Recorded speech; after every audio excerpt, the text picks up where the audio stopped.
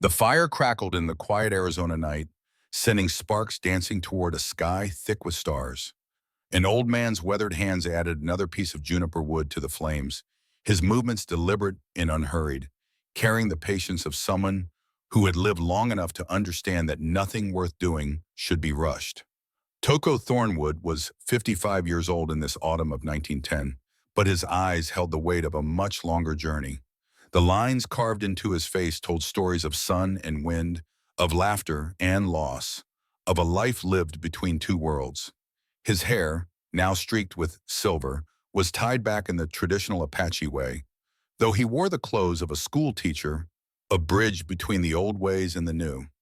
Across the fire sat his grandson, Samuel, 12 years old and burning with the restless curiosity that belongs only to the young. The boy had been quiet for the past hour, watching his grandfather prepare the evening meal, but now his patience had worn thin. "Grandfather," Samuel said, poking at the fire with a stick, "why do people in town call you Thornwood? You're not white, you're Apache." Tocho looked up from the flames, a slight smile touching his lips. The question was not unexpected. Every generation must ask it. Every generation must understand. "That," Toko said slowly, "is a long story, grandson. A story about the man who taught me the meaning of honor, about the Apache woman who taught me the meaning of courage, and about the winter of 1871 when the mountains spoke and those who listened changed everything." Samuel leaned forward, his eyes catching the firelight. "Tell me, grandfather, please." Toko studied the boy for a long moment, seeing in Samuel's eager face an echo of his own youth, that burning need to understand, to know, to make sense of a world that often made no sense at all. He nodded slowly. "Very well, but you must listen carefully, for this story is not just about what happened. It is about why it matters. It is about the choices we make when everything seems lost. And it is about the legacy we leave when we are gone." The old man settled back, his gaze drifting to the stars, to the dark silhouette of the mountains in the distance. When he spoke again, his voice had changed, deepened, carrying the weight of memory. It began with a snowstorm, and a man who had been running for far too long. The firelight flickered across Toko's face as the present faded, and the past rose up like smoke. 39 years earlier, the San Juan Mountains stood silent under a November sky that promised violence. The peaks rose like ancient sentinels, their flanks covered in ponderosa pine and Douglas fir, their summits already white with early snow. This was the high country of northern New Mexico territory, where the air was thin and the silence was absolute, where a man could disappear and never be found. Jedediah Thornwood, 53 years old and bearded like a biblical prophet, moved through this wilderness as if he were part of it. His buckskin clothing was weathered to the color of the earth itself. His long hair, more gray than black now, hung past his shoulders. A scar ran down his left cheek, a memento from another life, another man he used to be. Shadow Walker, the Apache called him, though few living souls knew he still existed. 3 years had passed since Jed had spoken to another human being, for longer than the time it took to trade furs at the distant settlement. 3 years since Rebecca and Samuel had died in his arms, while a doctor counted coins and turned them away. 3 years of running from the memory, from the guilt, from the civilization that had failed him when he needed it most. On this particular morning, Jed was checking his trap line, a circuit that took him 5 miles from his cabin through country that would kill an unprepared man in hours. The wind had picked up during the night, and he could read the coming storm in the color of the clouds, in the way the birds had gone silent, in the thickness of the air itself. He knelt beside a trap, finding it empty, resetting it with practiced efficiency. His hands moved without conscious thought, following patterns learned over decades. But as he stood, something caught his eye. Tracks in the snow. Human tracks. Jed froze, his hand moving instinctively to the Winchester rifle slung across his back. In 3 years, he had not seen another human footprint within 10 miles of his cabin. These tracks were fresh, made within the last few hours, and they were wrong in every way. Too small, a woman or a child, barefoot, stumbling, dragging, desperate, and stained with blood. Jed's jaw tightened. Every instinct told him to turn away, to return to his cabin, to let whoever this was find their own fate. He had learned the hard way what happened when you tried to save people. You failed. They died. And you lived with the weight of it forever. But even as he thought it, he was following the tracks, his rifle ready, his senses alert. The tracks led toward a rock outcropping he knew well, a shallow cave where he sometimes sheltered when caught in sudden weather. The blood was getting thicker, darker, more frequent. Then he heard it, a voice barely louder than the wind. That is forbidden. Shi Yazi. They will kill him. That is forbidden. The words were in English and Apache, mixed together in delirium, spoken by someone at the very edge of consciousness. Jed approached the cave entrance, his boots crunching in the snow, and peered inside. She lay against the far wall, and for a moment Jed thought she was already dead. Her clothing was Apache, traditional buckskin decorated with beadwork, but it was torn and soaked through with melted snow and blood. Her feet were bare, the toes blackened with frostbite. Her face was gray beneath copper skin, her lips moving soundlessly. Jed had seen death enough times to recognize it waiting. He knelt beside her, setting his rifle aside, and touched her wrist to check for a pulse. Her skin was burning hot despite the cold, fever raging through her body. But she was alive, barely, impossibly alive. Her eyes opened suddenly, unfocused and wild with fear. She tried to pull away, tried to speak, but only managed to whisper. No, white man, they sent you to finish. Easy, Jed said quietly, his voice rusty from disuse. Nobody sent me. I found you. You're hurt. She stared at him, trying to focus, trying to understand. Her hand moved to something tucked inside her torn clothing, a small leather pouch. She clutched it desperately, as if it were more valuable than her own life. The children, she whispered. 43. They sold them. Have to tell. Have to. Her eyes rolled back and she went limp. Jed caught her before her head could strike the stone floor. For a long moment, he simply held her, this dying stranger, and felt the heat of her fever burning through his hands. He looked at her feet, at the cuts and bruises on her face, at the rope burns on her wrists. Someone had tied her up. Someone had hurt her. And she had run, barefoot through a mountain winter, until her body simply gave out. Jed's hands moved before his mind finished deciding. He shrugged out of his heavy coat and wrapped it around her. He checked the leather pouch she had been clutching so desperately, finding papers inside, pages covered with names and numbers and words that made his blood run cold. Sacred Heart Mission. List of children. Transferred to Blackburn Trading Company. Payment received. Children sold like livestock. Dozens of them, all Apache. Jed looked down at the woman in his arms. In her face, he saw Rebecca. In her desperation, he saw himself the day he had begged that doctor to save his family. In her courage to run, to fight, to survive this long, he saw something he had lost 3 years ago. He saw hope. All right, he said quietly to the unconscious woman.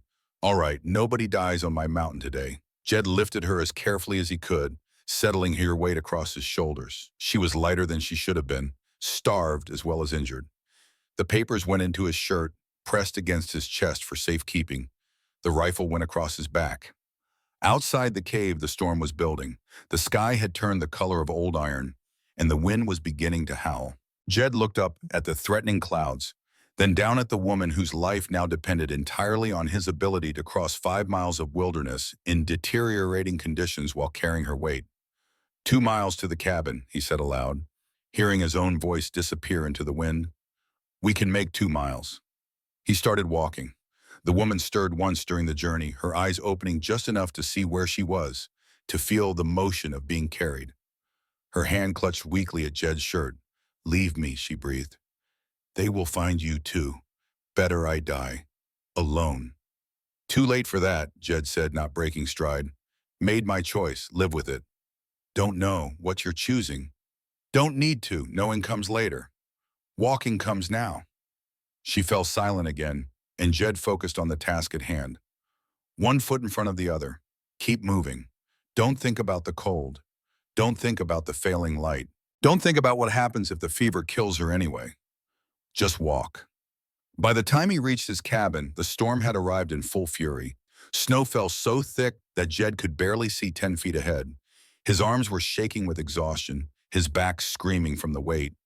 But the cabin was there, solid and real, smoke still rising from the chimney where his morning fire had been banked. He kicked the door open and carried the woman inside, the warmth hitting them both like a physical force. Jed laid her on his bed, the only bed, and immediately began stripping away her wet clothing, working with the clinical efficiency of someone who understood that modesty was a luxury the dying could not afford. Frostbite on the feet, severe, cuts and bruises everywhere, rope burns on both wrists and ankles, a deep gash on her left shoulder that had bled through the bandage someone had tried to apply, ribs showing too clearly through skin, and the fever, burning at a temperature that would kill her if he could not break it. Jed had learned medicine from a woman named Nahimana, an Apache healer who had saved his life a decade ago when a rattlesnake had nearly ended him. She had taught him the ways of her people, the plants and herbs that grew in these mountains, the knowledge passed down through generations. Now he put that knowledge to use. He built up the fire until the cabin was almost too warm. He heated water and began the slow process of thawing her frozen feet, knowing that too much heat too quickly would cause more damage. He ground willow bark into powder and mixed it with water, forcing the mixture between her lips a few drops at a time. For infection, he used a poultice of crushed sage and yarrow root, packing it into the shoulder wound. For 3 days, Aida burned with fever. Jed learned her name during her delirium, when she called out for people who were not there. She spoke in Apache and English, crying out for someone named Karuk, someone named Maska, someone named Tocho. She relived scenes of violence and flight, her body jerking as if still running, still fighting. "The children," she would moan. "Have to save. The children. Tocho, my nephew. They will sell him too. Father Whitmore, the devil in robes. 43 children. That is forbidden. God forgive me. That is forbidden." Jed stayed beside her through all of it, changing bandages, forcing fluids, keeping the fever from rising high enough to kill her. He slept in his chair when he slept at all, which was rarely. He had forgotten what it felt like to care whether someone lived or died, and the feeling was both painful and strangely alive. On the morning of the 4th day, the fever broke. Jed was dozing in his chair when he heard her voice, weak but coherent. "Where am I?" He opened his eyes to find her staring at him. Her eyes were a deep brown, intelligent and wary, taking in everything about the cabin, about him, calculating whether she was safe or had simply traded one danger for another. "My cabin," Jed said, "about 8 miles west of Eagle's Peak. You were dying in a cave. I brought you here." She looked down at herself, at the blankets covering her, at her bandaged feet and shoulder. "You, a white man, saved me." Seemed like the thing to do at the time. "White men do not save Apache women. They kill us, take our land, take our children." There was no anger in her voice, just exhaustion and something that might have been grief. Jed stood slowly, giving her space, showing her he was not a threat. Not all white men are the same, just like not all Apache are the same. Judge individuals, not groups. Saves time. She studied him for a long moment. This strange white man with the long hair and beard, who spoke with casual wisdom, and whose hands were calloused from years of hard living. Her eyes fell on the scar on his cheek. "That scar," she said. "How did you get it?" "Long time ago, protecting an Apache child from a soldier's whip. Child was maybe 6 years old. Soldier was drunk and angry. Did not end well for the soldier." Her eyes widened slightly. "You speak as if you know our people." "Knew one Apache woman very well. Medicine woman named Nahimana. She saved my life 10 years back. Taught me about plants, about healing, about living in these mountains. Said if I ever needed help, there would be a people who remembered. Said to look for the woman with the scar who speaks our language." Jed paused, then added in careful Apache, "She Jedediah, Ya'ati. My name is Jedediah. Hello." Aida's breath caught. Tears suddenly filled her eyes. "Nahimana," she whispered. "My grandmother, she spoke of you, the soldier who protected our people during the long walk, the white man who learned our ways. She called you Shadow Walker. She was a good woman, taught me more than medicine, taught me how to see." She died 2 years ago. But before she died, she said, Aida stopped, struggling with emotion. She said if I ever needed help beyond what my people could give, I should find the white man with the scar who speaks our language. She said you would understand. Jed sat back in his chair, suddenly tired. I understand pain. I understand loss. I understand running from things that cannot be outrun. Is that the kind of understanding you need? Yes, Aida said simply. That is exactly the kind I need. She tried to sit up and winced, the pain from her injuries forcing her back down. Jed moved to help her, arranging pillows behind her back so she could sit upright without putting weight on her wounded shoulder. Easy, he said. You have frostbite on your feet. Will be weeks before you can walk properly. Shoulder is infected, but healing. Fever broke, which means you will probably live. But you need rest. I do not have time to rest. They will be looking for me, and my nephew Tocho, he is still there, still in danger. And her voice broke. Jed waited, giving her time. Finally, Aida looked at him with eyes that held more pain than any person should have to carry.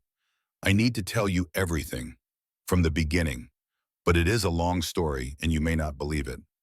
I have time, Jed said, and I have seen enough of the world to know that the unbelievable is usually just the truth that people do not want to face. Tell me your story. So she did. My name, Aida began, is Aita. It means first to dance in our language. My grandmother, Nahimana, gave me that name because I came into this world already moving, already fighting to live. She said I was born to be a warrior, though not the kind who fights with weapons. She paused, gathering her thoughts, deciding where to begin. 3 years ago, I had a husband named Karuk. He was a hunter, strong and kind. We had a son, Maska. He was 6 years old, with his father's strength and his mother's stubbornness. We lived in a small Apache village near Fort Craig, trying to follow the old ways while the new world closed in around us. Jed saw where this was going but said nothing, letting her tell it in her own time. One day in the summer of 1868, soldiers came to our village. Many soldiers, led by a colonel named Silas Blackburn. He said our village was not authorized. He said we had to move to the reservation immediately. He said this was the law. Aida's hands clenched the blanket, her knuckles white. Kuruk tried to negotiate. He spoke English well, better than most. He explained that we had permission from the previous commander, that we had done nothing wrong, that we only wanted to live in peace. Colonel Blackburn listened to all of this, then pulled out his pistol and shot Kuruk in the chest, right there in front of everyone, in front of me, in front of our son. Jed's jaw tightened, but he made no sound. Maska ran to his father. A young officer, one of Blackburn's men, was standing nearby. Lieutenant James Blackburn, the colonel's former. Maska grabbed the lieutenant's leg, begging him to help, to save his father. And the lieutenant, he pushed Maska away. Hard. Maska fell, hit his head on a rock. She stopped, unable to continue for a moment. When she spoke again, her voice was barely a whisper. He died in my arms. My husband and my son, both gone in the space of minutes. And I wanted to die too. I tried to fight them, to make them kill me, but they had other plans. Aida looked at Jed, her eyes hollow with remembered horror. Colonel Blackburn said I was too valuable to waste. He said Apache women could be useful, could be taught to be civilized.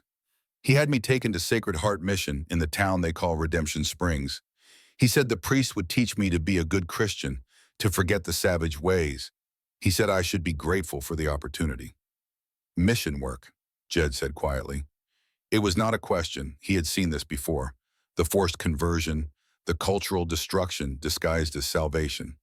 Yes, Father Cornelius Whitmore runs the mission. At first, I wanted only to die. I refused to eat, refused to speak, refused at everything. But then I saw the children. For the first time since beginning her story, something other than pain showed in Aida's eyes. Something like purpose. The mission takes in Apache children, orphans from the wars, from the diseases that followed the long walk, from families torn apart. There were dozens of children there, and among them was Toko, my sister's son. My sister died giving birth to him. I had helped raise him until our village was destroyed. Seeing him there, seeing him alive, It gave me a reason to keep living. So you stayed, Jed said. I stayed. Father Whitmore saw that I could read and write, that I spoke both Apache and English. He made me a teacher, helping the younger children learn. I thought, I thought perhaps this was my purpose now, to help these children survive in a world that wanted to destroy them, to teach them both the old ways and the new, so they would not be lost between worlds. Aida shifted slightly, wincing at the pain. For 2 years I did this. I taught them, I cared for them, and I watched as some of them were adopted by good families in the East. Father Whitmore would announce it during service. He would say that God had blessed these children with new Christian families who would raise them properly. Everyone would celebrate. The children would leave, supposedly going to wonderful new lives. But they were not, Jed said, seeing where this was leading. No, they were not. 6 months ago, I began to notice something strange. The children who were adopted never wrote back, never sent word. Their names were never mentioned again. It was as if they had simply vanished from the world. Aida's voice grew stronger, anger replacing some of the grief. I asked Father Whitmore if I could write to some of these families to see how the children were doing.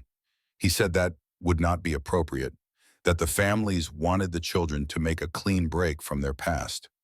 But I knew Apache children. They would not forget. They would not abandon their people completely. So I investigated, she continued. At night, when everyone slept, I would go to Father Whitmore's office and look through his papers. It took weeks. He kept some records in plain sight for the bishop's inspections, but there were others hidden behind a loose board beneath his desk. And what did you find? Jed asked, though he already knew.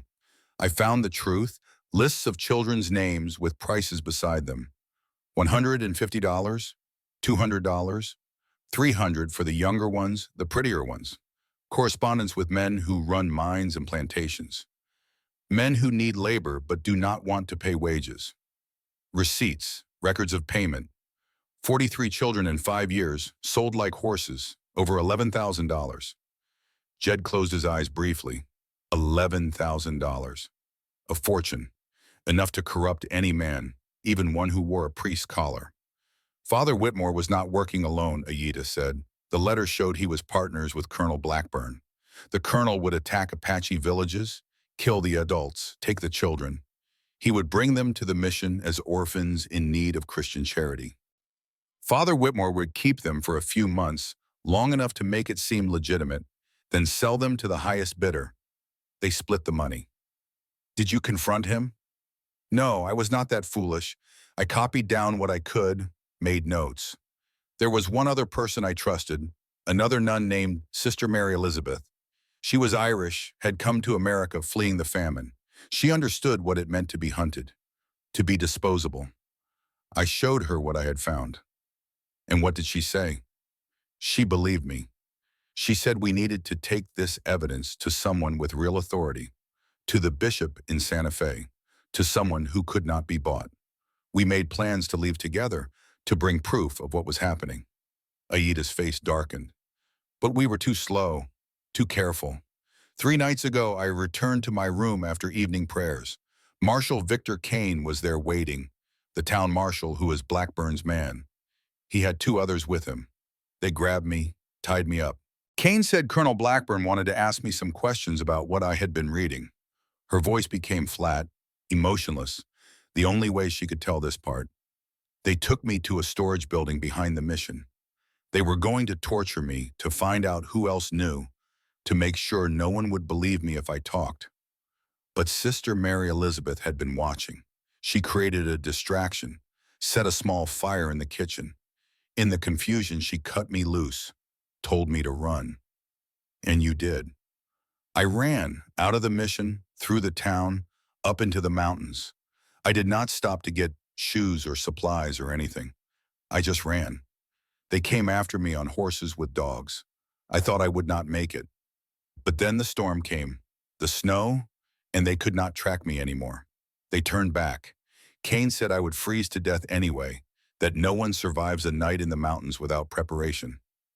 But you did survive. Barely. I found that cave. I thought I would die there. I prayed to the spirits of my ancestors, to my husband, to my son. I asked them to guide Tocho, to protect him. And then you found me. Aida looked at Jed with something approaching wonder. Nahimana told me you would come. Years ago, before she died, she told me that if I ever faced something bigger than I could handle alone, the Shadow Walker would appear. I thought she was speaking in metaphor, in the way of medicine women. But she meant it literally. She sent you to me. Or coincidence, Jed said. Do you believe in coincidence? Jed was quiet for a long moment. No, he finally admitted. No, I do not. They sat in silence, the weight of Aida's story filling the small cabin. Outside, the wind had died down. The storm was passing. Soon it would be time to decide what came next. So now you know, Aida said. You know what I discovered and why I ran. You know that Tosho is still at that mission, still in danger. And you know that if Father Whitmore and Colonel Blackburn realize I am alive, they will come looking. They cannot afford to let me live. Not with what I know. And what do you want me to do about it? Jed asked. I want... She stopped, reconsidering. No, I cannot ask you to risk your life for people you do not know. You have already done more than anyone could expect. When I am well enough to travel, I will go. I will find Chief Naichi, our leader who is hiding in the mountains. I will tell him everything. He will know what to do. Chief Naichi, Jed repeated. Gray hair, scar over his left eye, speaks better English than most white men. Aida stared at him. You know Chief Naichi? Saved his life once, about 10 years back, during the troubles with the army. I was scouting for them at the time, guiding patrols. Found Naichi wounded, left for dead by soldiers who were supposed to be taking prisoners, not executing them. Got him to Nahimana. She fixed him up. He told me that made us brothers, that I would always have a home with his people. Then you, Aida's eyes widened. You are the one he speaks of, the soldier who betrayed his own people to save ours. I did not betray anyone. I just refused to murder a wounded man. Big difference. Aida studied him with new understanding. You lost your position because of it. You're standing in the army. That is why you are here, alone. Part of it, Jed acknowledged. Rest of it is more complicated. But yes, helping Naichi did not win me any friends among the officer corps, made it clear I was not the kind of scout they wanted anymore. He stood up, walked to the window, looked out at the snow-covered peaks. Here is what I know. You were right to run. You are also right that they will come looking. These mountains are big, but not infinite. Eventually, someone will find this cabin. When they do, they will find you, and they will kill both of us. I know, Aida said quietly. But here is what else I know, Jed continued, turning back to face her. 3 years ago, my wife and son died because I did not have enough money to pay a doctor. I could have fought harder, could have done something more, but I did not. I accepted it. I let them die. And I have lived with that failure every day since. His voice hardened. I will not make that choice again. I will not stand by while children are sold and women are hunted and evil men prosper. Not again. Not ever again. What are you saying? I am saying we are going to save your nephew. We are going to oppose what Blackburn and Whitmore are doing, and we are going to make sure those 43 children are the last they ever touch. You cannot, Aida said. You do not know what you would be fighting. Colonel Blackburn has an entire company at his disposal. Father Whitmore has the church behind him. Marshal Kane controls the law. They have money, power, connections. We have nothing. We have the truth. We have evidence. We have Naichi and his people, if we can reach them. We have an old man named Thomas McNulty who used to keep Blackburn's books and who hates him almost as much as we do. And we have something else they do not. What? We have nothing left to lose. That makes us dangerous. Aida looked at this strange white man who had saved her life, who spoke Apache and knew medicine, and who stood before her now promising to fight a battle that seemed impossible. For the first time since her husband and son had died, she felt something other than despair. She felt hope. Why, she asked her, why would you risk everything for people you do not know? Jed came back to his chair, sat down heavily. Because 3 years ago, I had a son about Toko's age. And if someone had been there, someone who could have helped, someone who could have fought for him, I would want them to do exactly what I am about to do now, because that is what it means to be a man. Not the fighting or the surviving or the enduring. It means standing up when it matters, even when the cost is everything you have. He met her eyes. Besides, Nahimana once told me that I would know when my time of running was over. She said I would recognize the moment because it would be the first time I wanted to live more than I wanted to hide. This is that moment. Aida felt tears sliding down her cheeks, the first she had allowed herself since the night she ran. "Thank you," she whispered. "Thank you, Shadow Walker." "Just Jet is fine. Shadow Walker is a bit dramatic for everyday use." Despite everything, Aida laughed. It was a small sound, fragile as glass, but it was real. The days that followed established a rhythm that felt both strange and necessary. Jed taught Aida what he could, knowing that survival in this country required more than courage. It required knowledge. He showed her how to read the weather and the color of the morning sky, how to find water beneath snow, how to build a fire that produced warmth without excessive smoke. He taught her to shoot his Winchester rifle, standing behind her to brace her wounded shoulder, guiding her hands to the proper grip. "The rifle holds 15 rounds," he explained. "We're fire unless you are certain of your target. Ammunition is worth more than gold in these mountains. One shot, one kill, waste nothing." Aida proved to be a quick study. Her first shots went wide, the recoil sending jolts of pain through her injured shoulder. But she gritted her teeth and tried again and again until she could hit a mark at 50 yards. "Samuel," Jed said quietly, almost to himself. "My son, he learned to shoot at about your age. Same determination, same refusal to quit." "Tell me about him," Aida said. So Jed did. For the first time in 3 years, he spoke about Rebecca and Samuel, about the life they had built together, about the morning they woke with fever and the evening they died, about the doctor who turned them away, about the grave he dug alone in ground so frozen he had to use fire to soften it. Aida listened without interruption. When he finished, she said simply, "You could not save them, but you can save Tocho, and by doing so you save yourself." "Profound," Jed said dryly, but his eyes told her he understood. In turn, Aida taught Jed more about Apache medicine, refinements to what Nahimana had shown him. She explained how adding sage leaves to willow bark made it more effective against infection. She taught him which roots could slow bleeding, which berries could be used for dysentery, which plants were deadly, and which merely made you wish you were dead. More importantly, she taught him about Tocho. "He is 16 now," she said one evening as they prepared dinner. "Smart, strong, brave, but angry, so very angry. He watched his parents die in that attack. He has grown up in that mission, surrounded by white faces and white rules and white God. He has not forgotten who he is, but he is drowning in who they want him to be." "He is old enough to make choices," Jed observed. "Yes, and I worry about the choices he will make. Young men who are angry do not always choose wisely. They choose revenge over justice. They choose death over patience. I need to get him away from there before that anger consumes him." A week passed, then another. Aida's feet healed enough for her to walk, though not yet to run. Her shoulder knitted, the infection clearing thanks to Jed's careful ministrations. She grew stronger each day, eating the game Jed brought in, drinking the herbal teas he brewed, rebuilding strength that would be needed for what came next. During those long winter evenings, they made their plans. "First," Jed said, laying out a crude map he had drawn on a piece of bark, "we need to reach Chief Naichi. His people are camped somewhere in the high country near Eagle's Peak, hidden from the army patrols. We need his warriors if this is going to work." "Naichi will help," Aida said with certainty. "Blackburn has been raiding Apache villages for years, taking children, killing families. Many of Naichi's people have suffered. They will fight." "Second, we need Thomas McNulty. He worked as Blackburn's accountant for 15 years. He knows every detail of the operation, every transaction, every piece of evidence we need. But he is old and scared. We will need to convince him."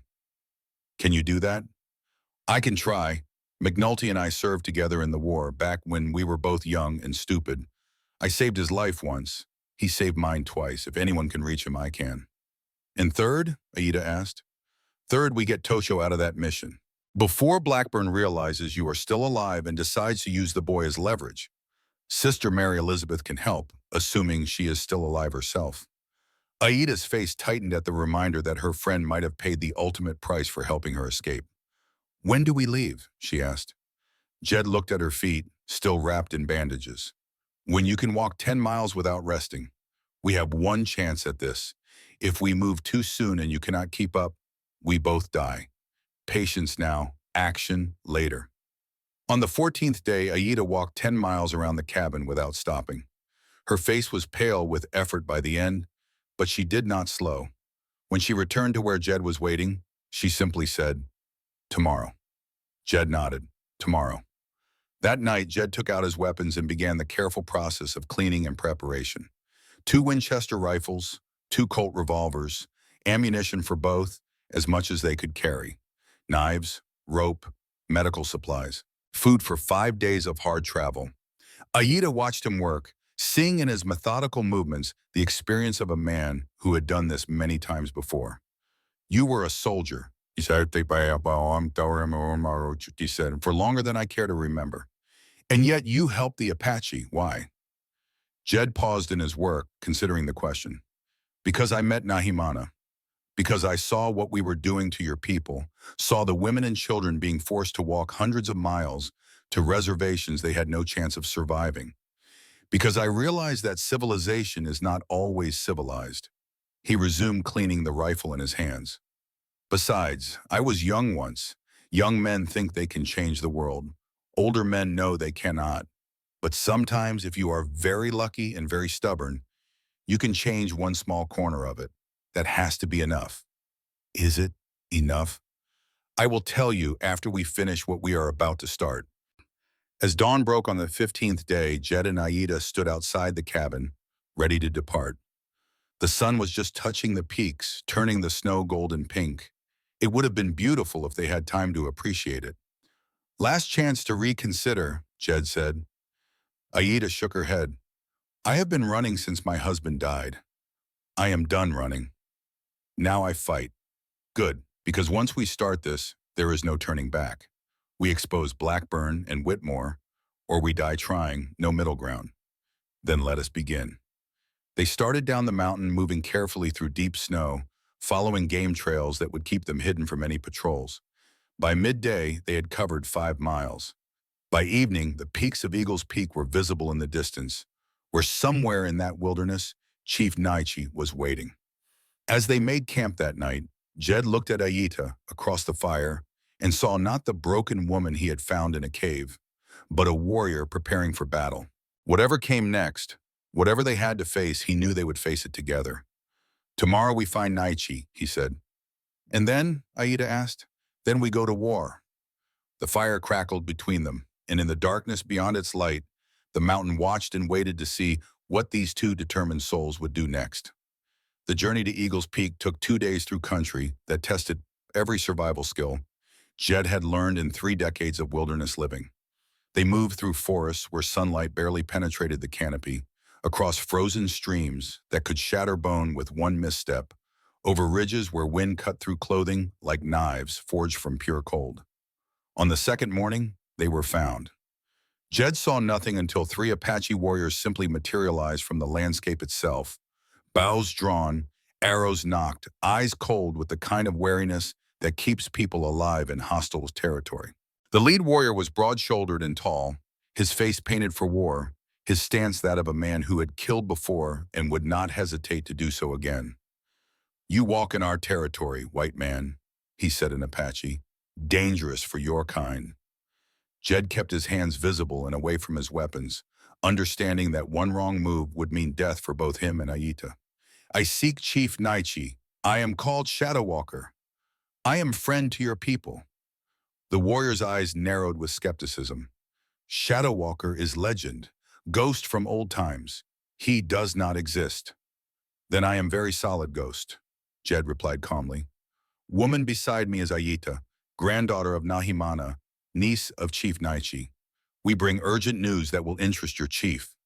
The warrior studied Aida's face, looking for truth in her eyes, recognition slowly dawning. Aita, we thought you dead. Father Whitmore sent word you died of fever.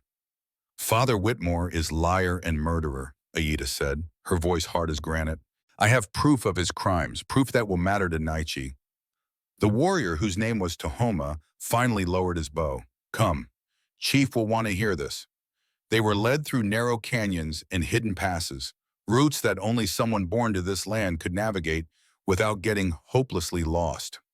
Finally, they descended into a valley so perfectly concealed that Jed realized he had passed within a mile of it dozens of times without ever suspecting its existence. The Apache camp held perhaps 40 souls, mostly women, children, and older men. The warriors were few, testament to years of brutal conflict with an enemy that had superior weapons and unlimited reinforcements. But what they lacked in numbers, they compensated for with absolute determination. These were people who had chosen freedom over surrender, hardship over chains. Chief Naichi stood at the center of camp, 58 winters evident in his gray hair and the deep lines carved into his weathered face. The scar over his left eye, souvenir from a cavalry saber, gave him a permanently fierce expression. But when he saw Jed, that fierceness melted into something approaching joy. Shadow Walker, Naichi said, spreading his arms wide. After all these years, I thought perhaps you had forgotten us. Forget? Jed replied in careful Apache. How does man forget people who saved his soul? They embraced like the old warriors they were, two men who had once stood together against darkness and somehow survived. When they separated, Naichi turned to Aita, and wonder transformed his features. Little Aita, he said softly, Nahimana's granddaughter. You are supposed to be dead. I was supposed to be, Aita replied. Shadow Walker found me before death could finish the job. Naichi looked between them, understanding passing across his face like clouds across sun. Then Nahimana's prophecy was true. She said her granddaughter would face trial by fire, and only Ghost of Mountains could save her. I thought she spoke in metaphor, as medicine women do, but she meant it literally. Your grandmother, Jed said to Aita, had disturbing habit of being right about impossible things. A council fire was built, food prepared, and the elders gathered as stars emerged in the clear mountain sky. Aita told her story again, this time holding nothing back. She spoke of murdered husband and son, of the mission's false charity, of 43 children sold like livestock over 5 years, of $11,000 in blood money. She explained Sister Mary Elizabeth's rescue, her flight through winter mountains, how Jed had found her dying in a cave. When she finished, silence held the gathering like a physical presence. Then slowly other voices began speaking from the darkness. An old woman said, My grandson disappeared from mission 3 years ago. They said he went to good family in Boston. He never wrote, never sent word. I always wondered. A middle-aged warrior added, My sister's children were taken after she died of fever. Priests said they would be educated, given opportunities. We thought it blessing. But now, story after story emerged. Families torn apart, children vanished, empty promises and false hope. The scale of betrayal became horrifyingly clear. Not just 43 children, 43 families, 43 futures stolen, 43 wounds that would never fully heal. Chief Naichi raised his hand for silence. When he spoke, his voice carried weight of leadership and pain of personal loss. Blackburn, 10 years ago he came with government papers, said we had to move to reservation, that our land was needed for mining, for ranchers, for America's future. When we refused, he brought soldiers. We fought. Many died. My own brother fell in that battle. His jaw tightened. But taking our land was not enough.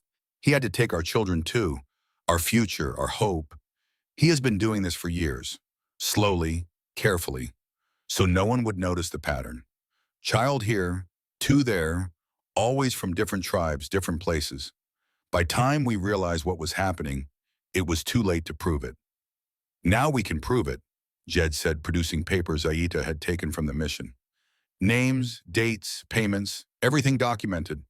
But proof alone is not enough. We need to force Army to investigate. We need to make this so public that Blackburn cannot hide behind his rank. How do we do that? Asked Tahoma.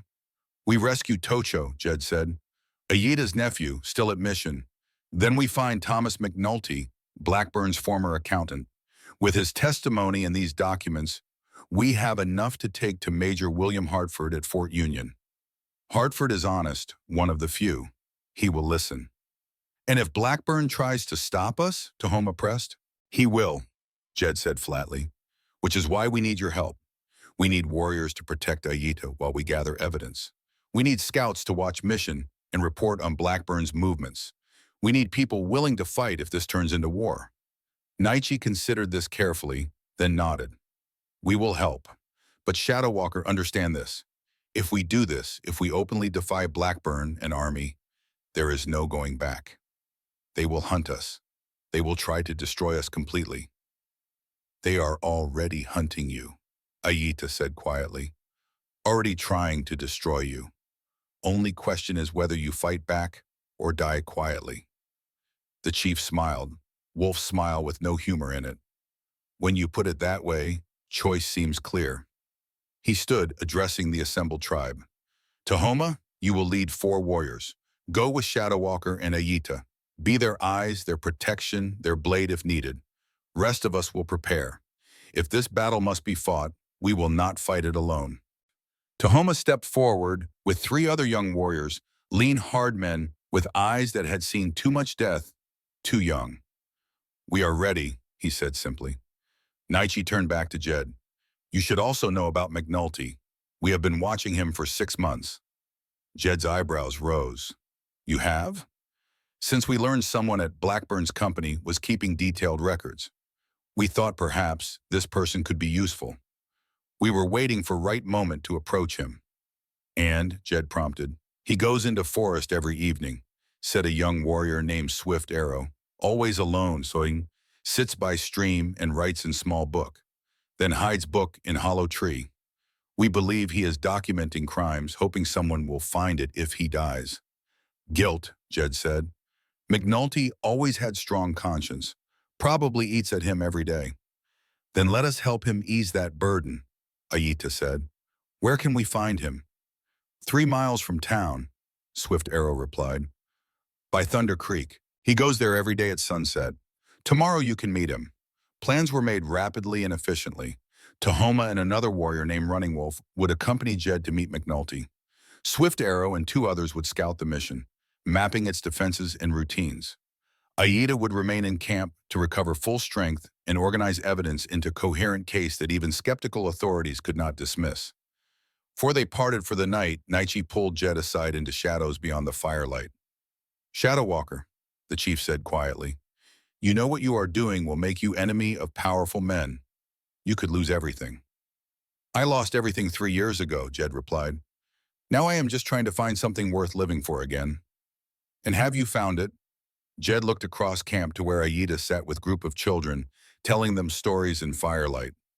Despite everything she had endured, she still had strength to bring joy to others. Yes, he said. I believe I have.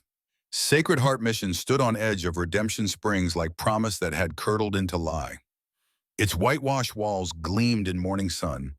Its bell tower reached toward heaven, and within its supposedly holy walls, children were being cataloged for sale like livestock at market. Swift Arrow and his companions had spent 3 days watching mission, learning its rhythms with patience of hunters who understood that observation was foundation of successful action. They reported back to Hidden Camp with precision that left no detail unmentioned. Children sleep in 2 dormitories, Swift Arrow explained, drawing crude map in dirt with stick. Boys 2nd floor, east side, girls ground floor, west side. 2 nuns patrol halls at night, changing shifts at midnight.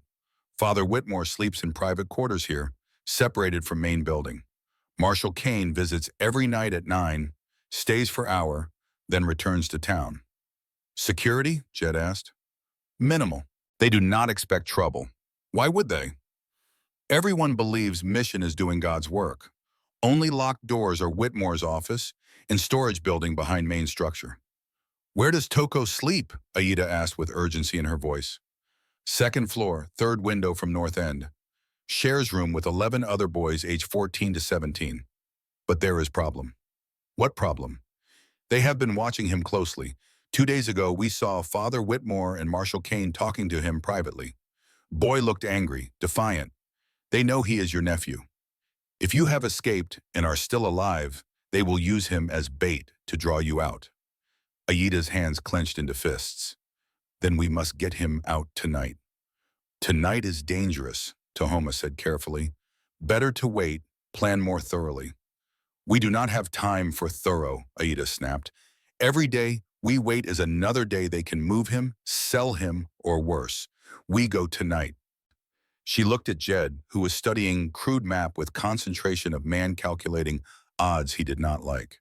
What do you think? I think waiting is safer, Jed said slowly. I also think Ayita is right. If they suspect Tocho knows something, they will not wait for us to be ready. We have one chance, take it tonight or might not get another. The plan was simple in concept, brutally complex in execution.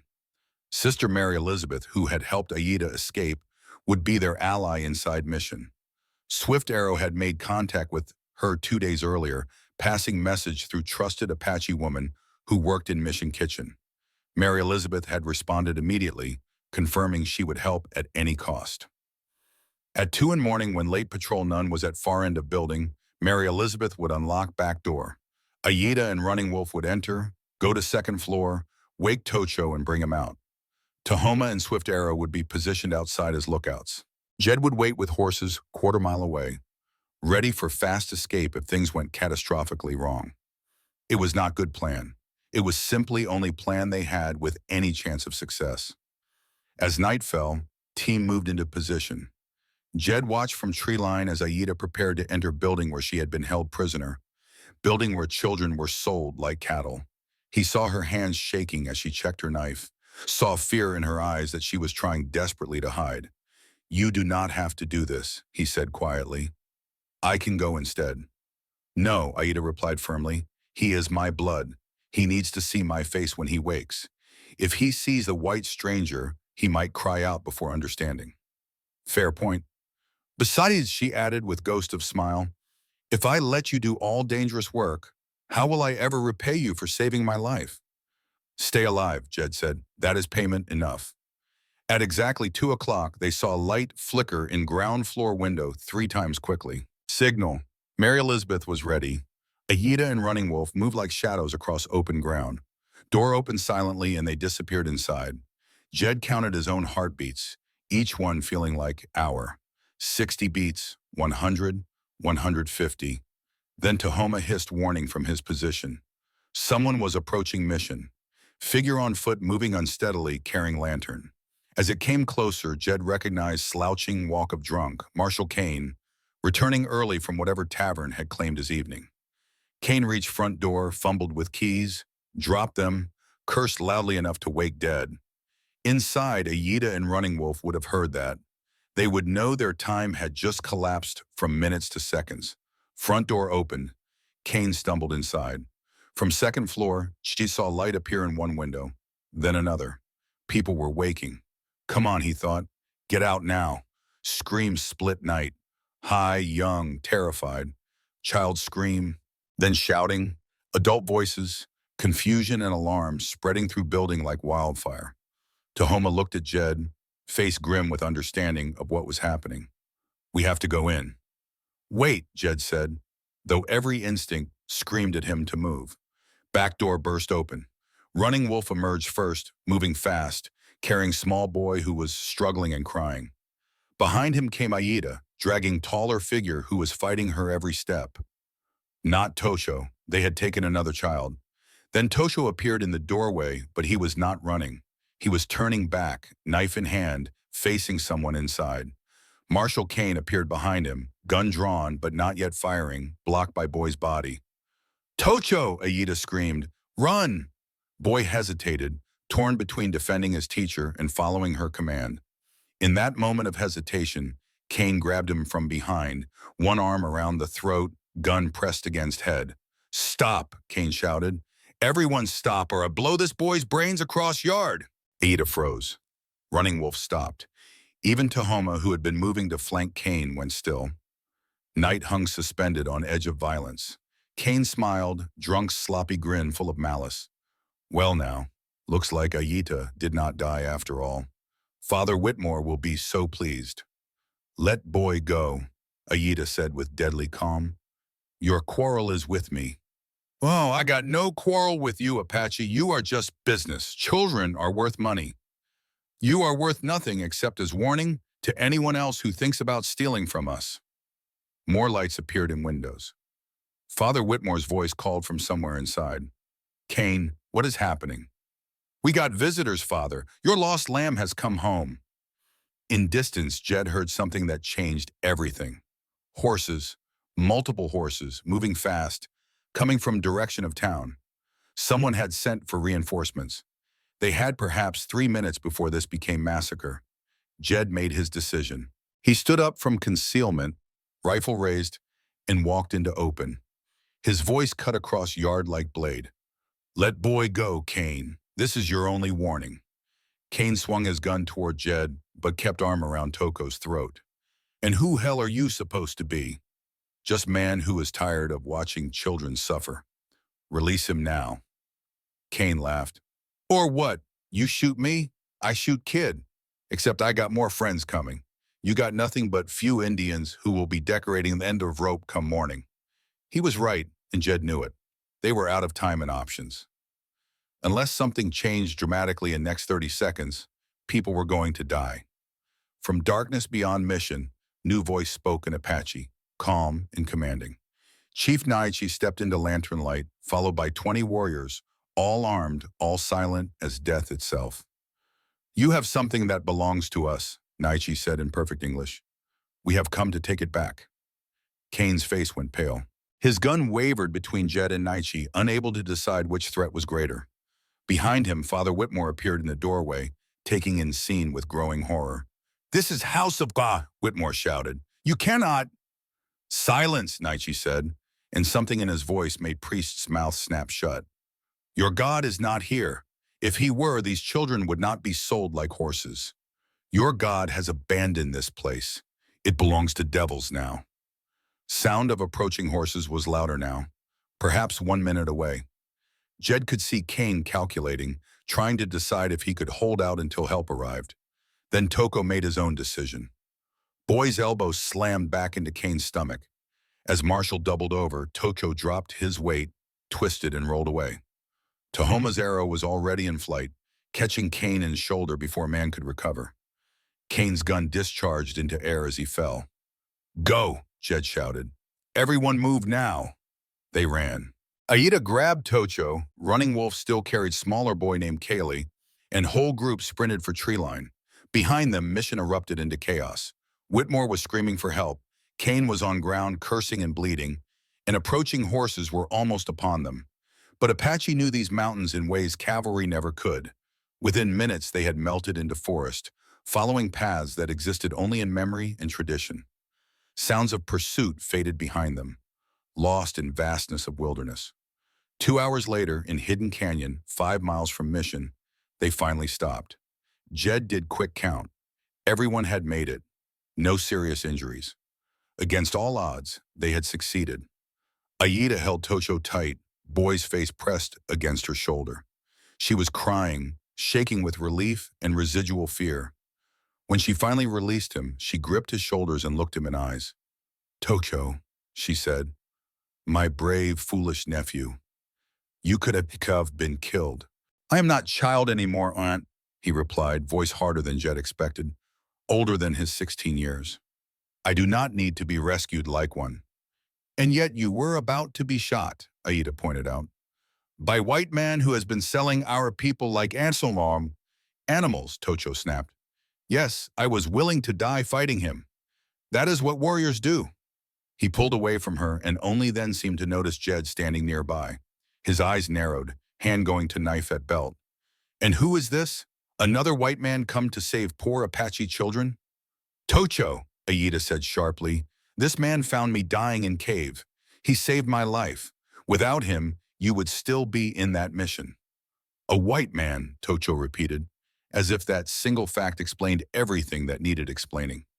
Same kind of white men who killed my parents. Same kind who have been stealing our children. Forgive me, Aunt, if I do not feel particularly grateful. He turned and walked away, disappearing into shadows at edge of camp. Aida moved to follow, but Jed caught her arm gently. "Let him go," he said quietly. "He has earned right to be angry. He does not understand. You are not like them. To him, I am exactly like them. I have same skin, same language. He will trust me when he is ready, or he will not. Cannot force it." Aida looked torn, but finally nodded. "He will come around. He must." Chief Naichi approached, expression serious. "That was close, too close. Kane will report this to Blackburn. They will know we are organizing resistance. They will come after us with everything they have." "I know," Jed said, "which is why we need to move fast. Tomorrow I find McNulty. We get his testimony and records. Then we ride hard for Fort Union and Major Hartford. We have maybe 3 days before Blackburn organizes serious response." 3 days, Naichi repeated, "to expose conspiracy that has been building for 5 years. To convince Army to arrest one of their own officers." "Yes," Jed said, "that is the plan. It is terrible plan. It is only plan we have." Naichi smiled, and for just a moment he looked young again, looked like warrior Jed had met decade ago, full of fierce hope and unbreakable will. "Then let us make it work," the chief said. Thunder Creek ran clear and cold through stand of aspens 3 miles from Redemption Springs. Every evening for 6 months, Thomas McNulty had come here to wrestle with his conscience in private. Jed found him sitting on fallen log, small journal open in lap, writing with careful precision of someone who understood that words had weight, that documentation was power, that truth recorded could not be easily denied. McNulty was 67 and looked every day of it. Thin white hair, trembling hands, defeated posture of man who knew he had failed at most important task life had given him, being decent. Jed stepped from trees quietly. But McNulty's head came up immediately, hand going to small pistol under coat. Then recognition dawned. "Jed?" McNulty said, voice cracking with surprise.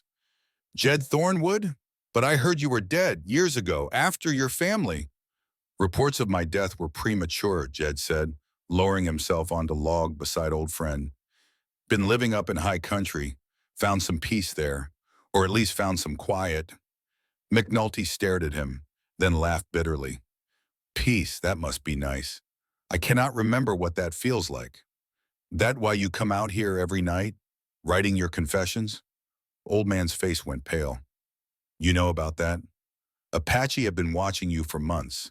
They know you keep records. They were waiting for right time to approach you. I just made it happen sooner." McNulty closed journal carefully, hands shaking worse now. "Are they here? Are they going to kill me?" "No," Jed said. "They want your help. I want your help. We are going to stop Blackburn and Whitmore, but we need evidence that will stand up to scrutiny. We need your testimony." "You do not understand," McNulty whispered. "If I testify against Blackburn, I am signing my own death warrant. He will kill me or hurt my daughter in Denver. He knows where they are. He has made it very clear what will happen if I talk. And if you do not talk, how many more children will be sold? You are keeping records, Thomas. That means part of you wants truth known. Let me help you make that happen." McNulty was quiet for a long time, staring at Creek. Finally, he spoke. "It started 5 years ago. Blackburn came with business proposition. Said he had source of Apache children, orphans mostly. Said plantations in South and mines in West needed labor, but could not afford proper wages. Children could be sold as apprentices, legal on paper, slavery in practice." "And you agreed?" "I did not agree," McNulty said sharply. "I said it was monstrous." He listened patiently, then showed me records of what I did during war. Jed's jaw tightened. He knew what was coming. "During Sherman's march, I was quartermaster. I requisitioned supplies from civilians. Sometimes those requisitions were aggressive. Sometimes people died when they resisted. I falsified reports to cover it up. Blackburn had proof. Said if I did not help him, he would make sure those documents reached right people. I would hang for war crimes. So you helped him sell children to avoid punishment for your own sins." "Yes," McNulty said simply. "I am coward. always have been. But I documented everything, every child, every sale, every dollar. I thought maybe someday someone would find it, someone braver than me. He opened journal, then reached into coat and pulled out two more, both filled with careful handwriting. 5 years of records, names, dates, buyers, amounts, correspondence between Blackburn and Whitmore. Even letters from buyers complaining about children who died or tried to run away. Jed took journals, flipping through pages filled with evidence that could bring down empire of exploitation. This is enough. With this and documents Aita took, we can prove everything. But proving it and surviving to see justice done are two different things, McNulty said. What makes you think anyone will care enough to act? Because I know a man named Major William Hartford at Fort Union. He is honest, old-fashioned, believes in rules even when they are inconvenient. He will listen. How do you plan to get to Fort Union? 80 miles from here. Blackburn will have men on every road. We do not take roads, Jed said. We go through mountains, Apache trails cavalry never learned. 3 days hard riding and we are there. McNulty looked at Jed with something approaching awe. You are serious. You are actually going to do this. Yes. Why, these are not your people. This is not your fight. Jed stood, extending hand to help McNulty up. 3 years ago, I lost wife and son because I did not fight hard enough. I will not make that mistake again. These might not be my people by blood, but they are my people by choice. That is enough. McNulty took his hand and allowed himself to be pulled to feet. All right, God help me, I will testify. But Jed, you need to know something worse. What could be worse than selling children? Blackburn is not just selling them for labor, McNulty said quietly. Some of them, younger ones, prettier ones, they go to different buyers. Buyers who pay more. Buyers whose purposes I cannot bring myself to write down. The implication hung in air like poison. Jed felt rage building in chest, hot and murderous. He forced it down, channeled it into resolve. Then we end this, he said. Tomorrow, we ride for Fort Union. We bring Hartford back with enough soldiers to arrest everyone involved. Tomorrow, McNulty agreed. Tonight I need to write one more entry. Record that on this day I finally chose to do right thing, even if it kills me. They walked back toward camp together, old men who had both failed in different ways, but were now trying to succeed at something that mattered. In his office at Blackburn Trading Company, Colonel Silas Blackburn stood at window watching dawn break over Redemption Springs and calculated cost of failure. Behind him, Father Whitmore paced nervously. Marshal Kane sat in chair, wounded shoulder bandaged, but hatred burning bright. 20 warriors, Blackburn said coldly. 20 Apache warriors in my town, attacking my mission, stealing children, and you let them escape. They ambushed us, Kane protested. We did not know they were out there. You did not know because you were drunk, Blackburn said without turning. As you are drunk most nights. Colonel, please, Whitmore interjected. Fighting among ourselves will not help. Woman Aida is alive. She has evidence. We need to find her before she reaches anyone with authority. She already has, Blackburn said, or will soon. That rescue was too professional. Someone with military experience is helping her. He turned from window, face carved from stone. I want search parties organized. Every trail watched. That Apache camp found and destroyed. We do not know where it is, Kane said. Then start looking, Blackburn snapped. Use trackers. Use dogs. Find them. When you do, kill everyone except woman. I want her alive. She will tell us who else knows, then die slowly as example.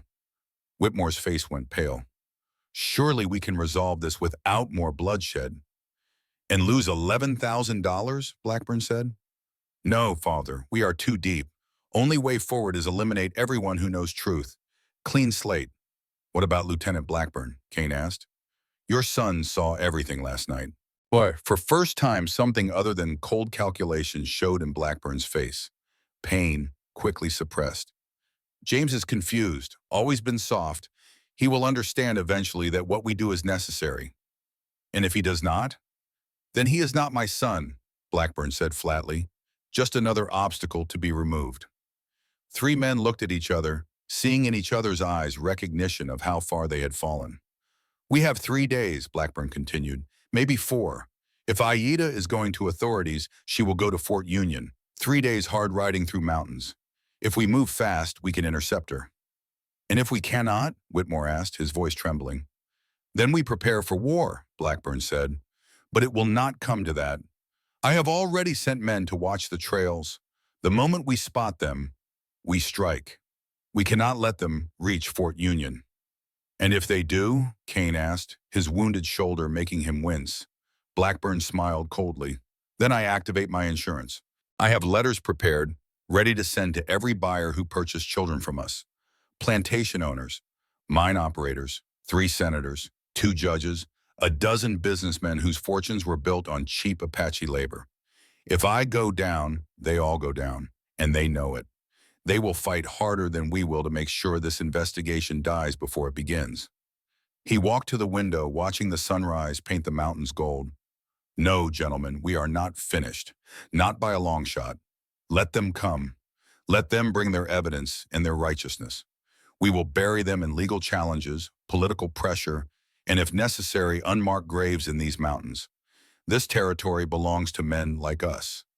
Men willing to do what is necessary. And no Apache woman and no mountain hermit are going to take that away from us." What Blackburn did not know, could not have known, was that his words were being heard by someone else.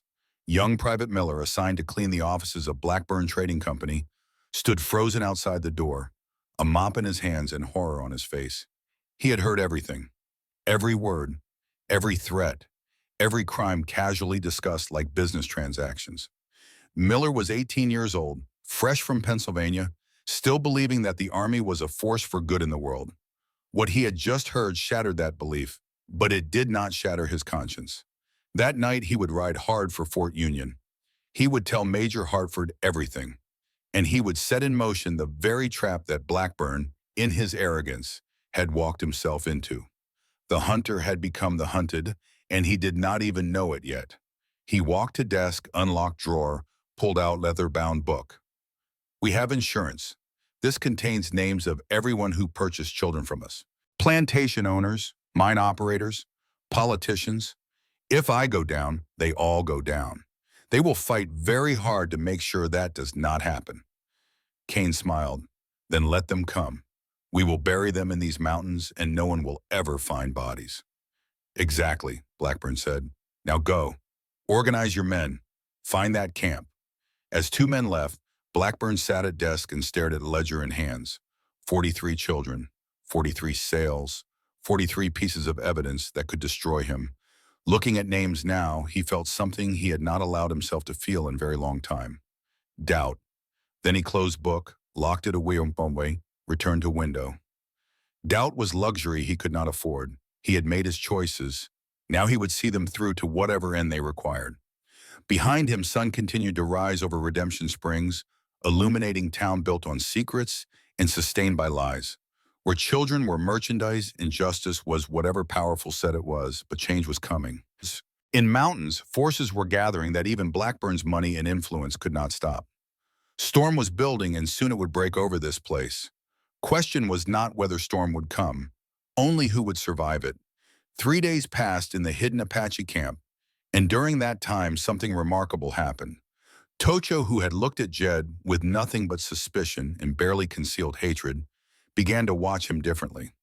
Not with trust, not yet, but with the careful attention of someone who recognized skill when he saw it. It started the morning after the rescue, when Jed began teaching the younger warriors about rifles. Tocho sat at the edge of the group, pretending not to listen, but Jed noticed how the boy's eyes tracked every movement, how he leaned forward unconsciously when Jed explained the mechanics of the Winchester.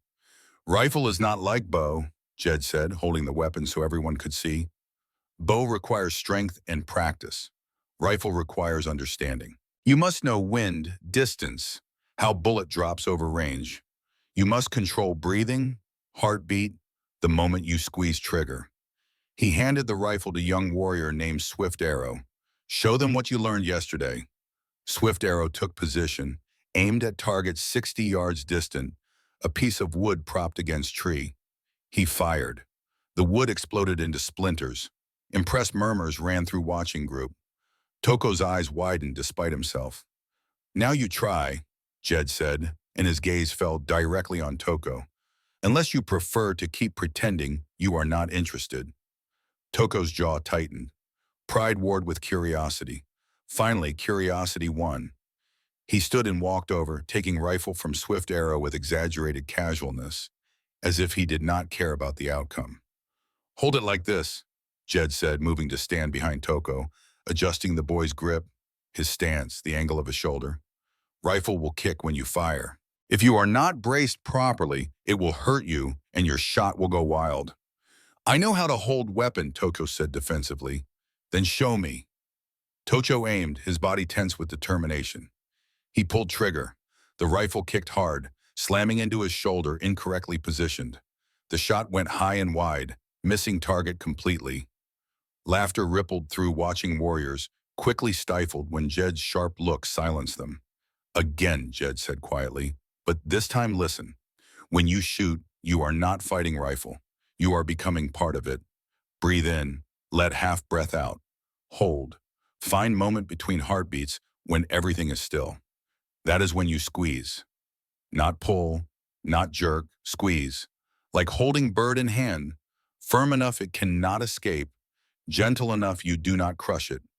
Tosho reset his stance, this time accepting Jed's guidance on positioning. He breathed, he aimed. He found that still moment Jed had described. He squeezed. The target shattered. Shock registered on Toko's face, followed by something that might have been the beginning of respect. He looked at Jed, really looked at him for the first time, seeing not just white skin, but a teacher who knew his craft. "Good," Jed said simply.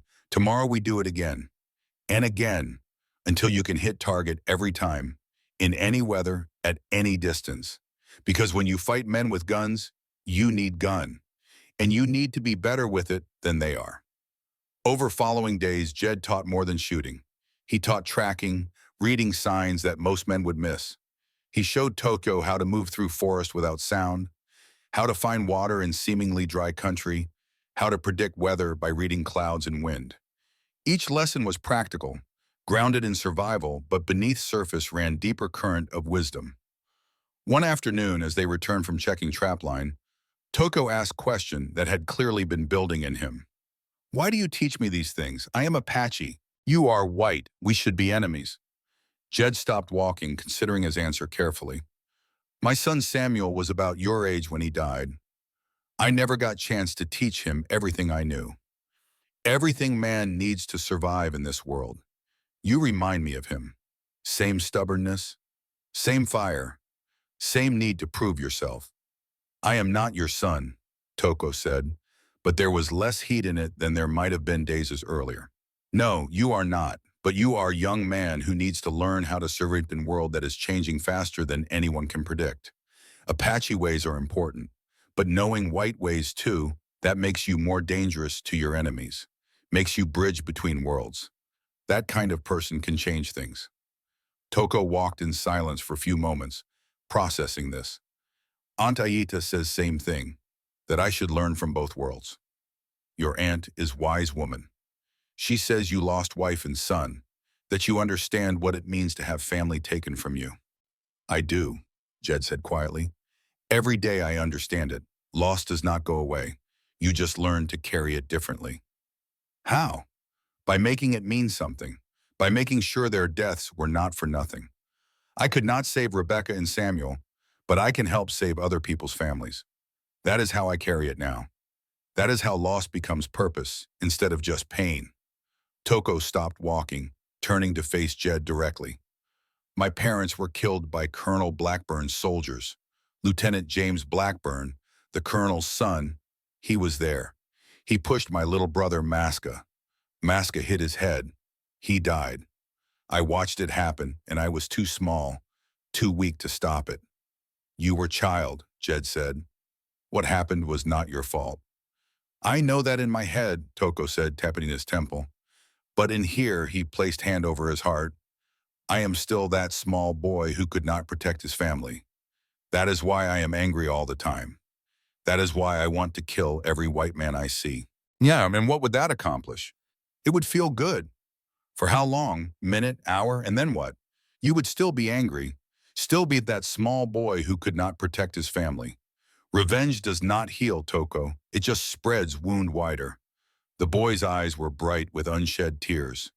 Then what does heal? Making sure it never happens again, Jed said. Learning, growing, becoming man who can protect next generation. Your parents are dead, nothing changes that.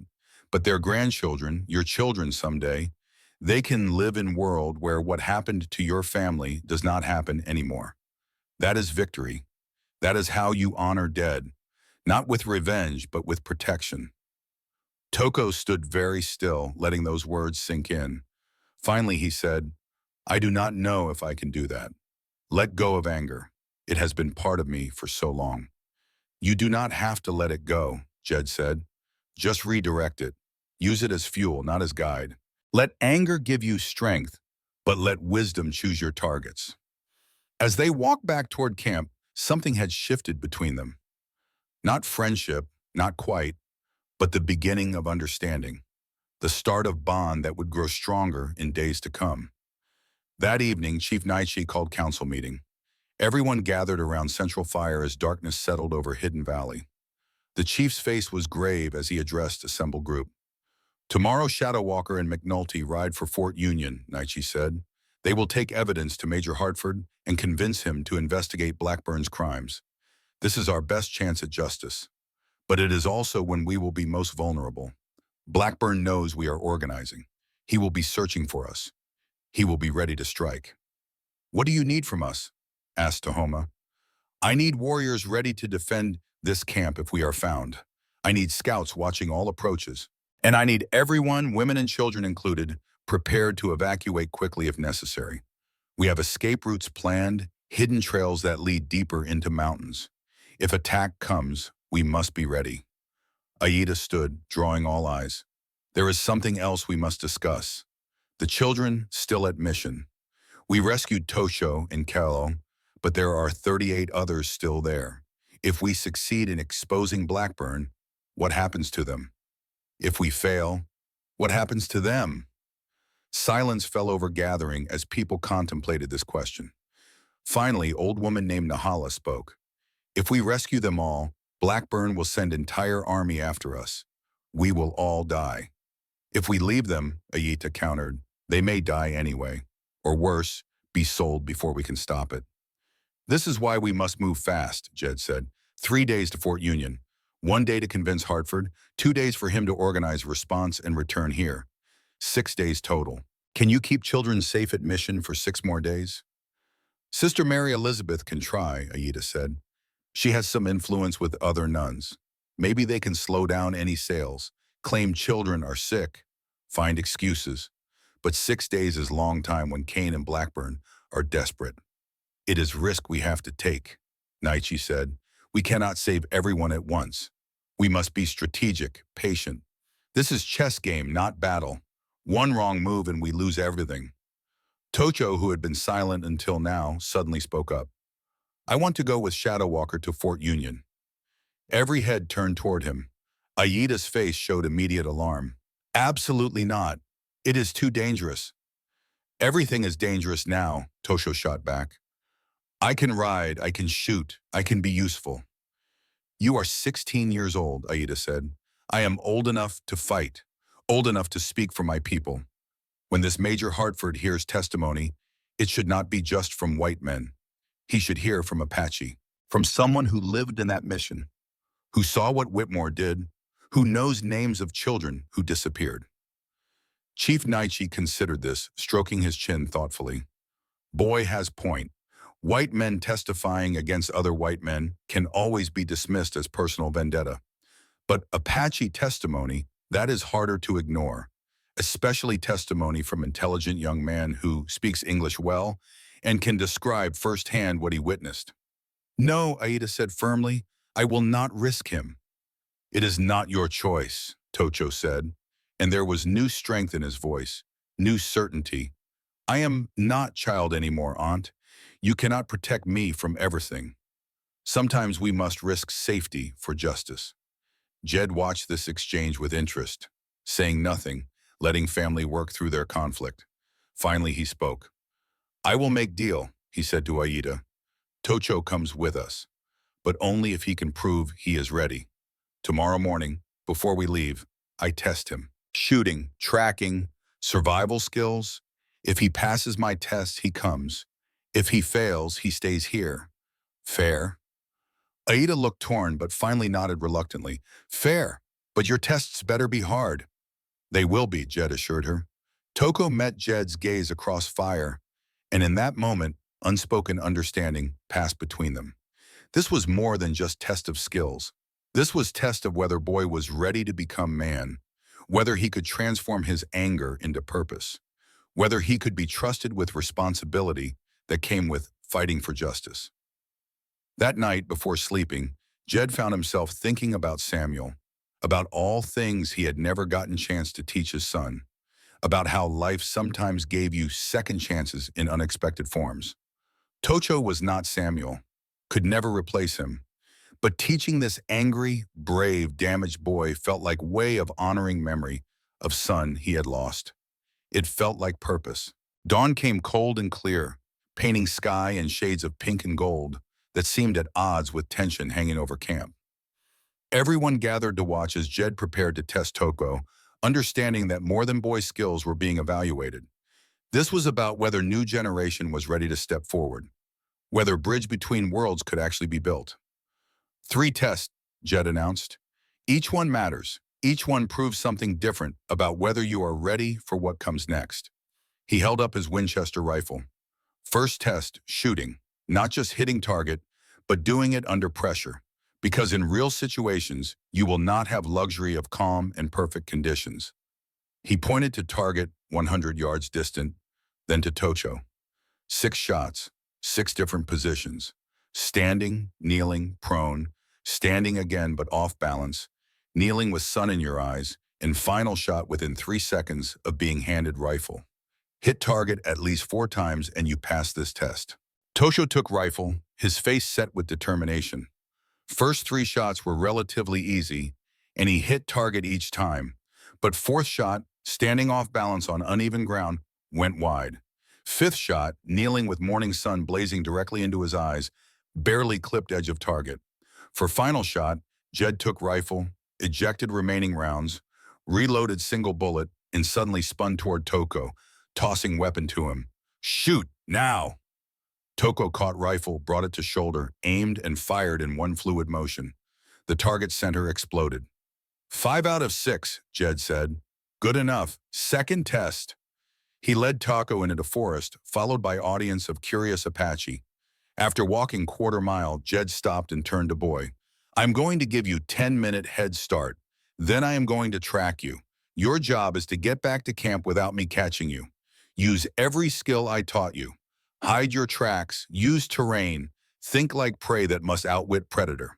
This tests whether you listen, whether you learned, whether you can apply knowledge under pressure. Tosho nodded, already scanning forest for best route. When do I start? Now, Jed said. Boy took off running, disappearing into trees. Jed stood calmly, pulling out pocket watch, timing exactly 10 minutes while others gathered around. Will you catch him? Swift Arrow asked. Probably, Jed said, but that is not point. Point is how hard he makes me work for it, how clever he is, whether he panics or thinks clearly. 10 minutes passed. Jed pocketed his watch and began tracking. He moved slowly, carefully, reading ground like book. Here, Toko had run in straight line, leaving obvious prints. There he had suddenly changed direction, beginning to think tactically. Further on, he had walked in stream for distance to hide his trail. Smart, Jed murmured, but not perfect. He found where Toko had exited stream, picked up trail again. Boy was making this challenging, using every trick Jed had taught him. He climbed trees to cross gaps without leaving ground tracks. He backtracked on his own trail, then jumped sideways to confuse pursuit. He used rocks and fallen logs to avoid leaving prints. But Jed was experienced tracker, had learned from Apache masters themselves. He found each place where Tocho had been careless, each small mistake that revealed direction. After 40 minutes of careful pursuit, he caught up.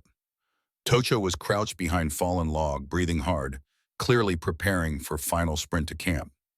Jed appeared behind him like ghost, tapping his shoulder. Boy jumped, spun around, saw Jed's amused expression. "You caught me," Toko said, disappointment clear in voice. "Yes," Jed agreed, "but you made me work harder than any student I have ever trained. You thought clearly, used terrain well, remembered most of what I taught. For someone who learned this over 3 days, you did remarkably well. You passed second test." Toko's face lit with tentative pride. "What is third test?" "That comes when we reach Fort Union," Jed said. "Third test is hardest because it is not about skills. It is about character. And we will not know if you pass until moment comes. For now, go pack your things. We leave in 1 hour." When they returned to camp, Aida was waiting, her face mixture of pride and fear. She pulled Toko aside, speaking to him in rapid Apache, words meant only for his ears.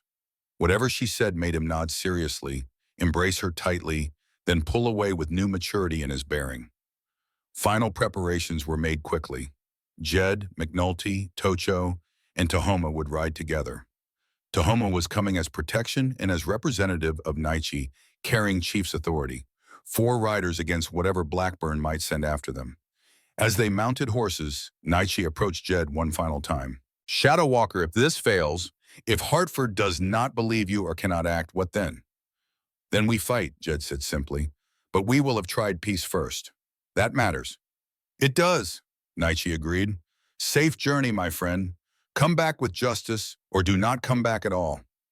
They rode out as sun climbed higher, leaving behind camp full of people whose futures depended on success of this desperate gambit.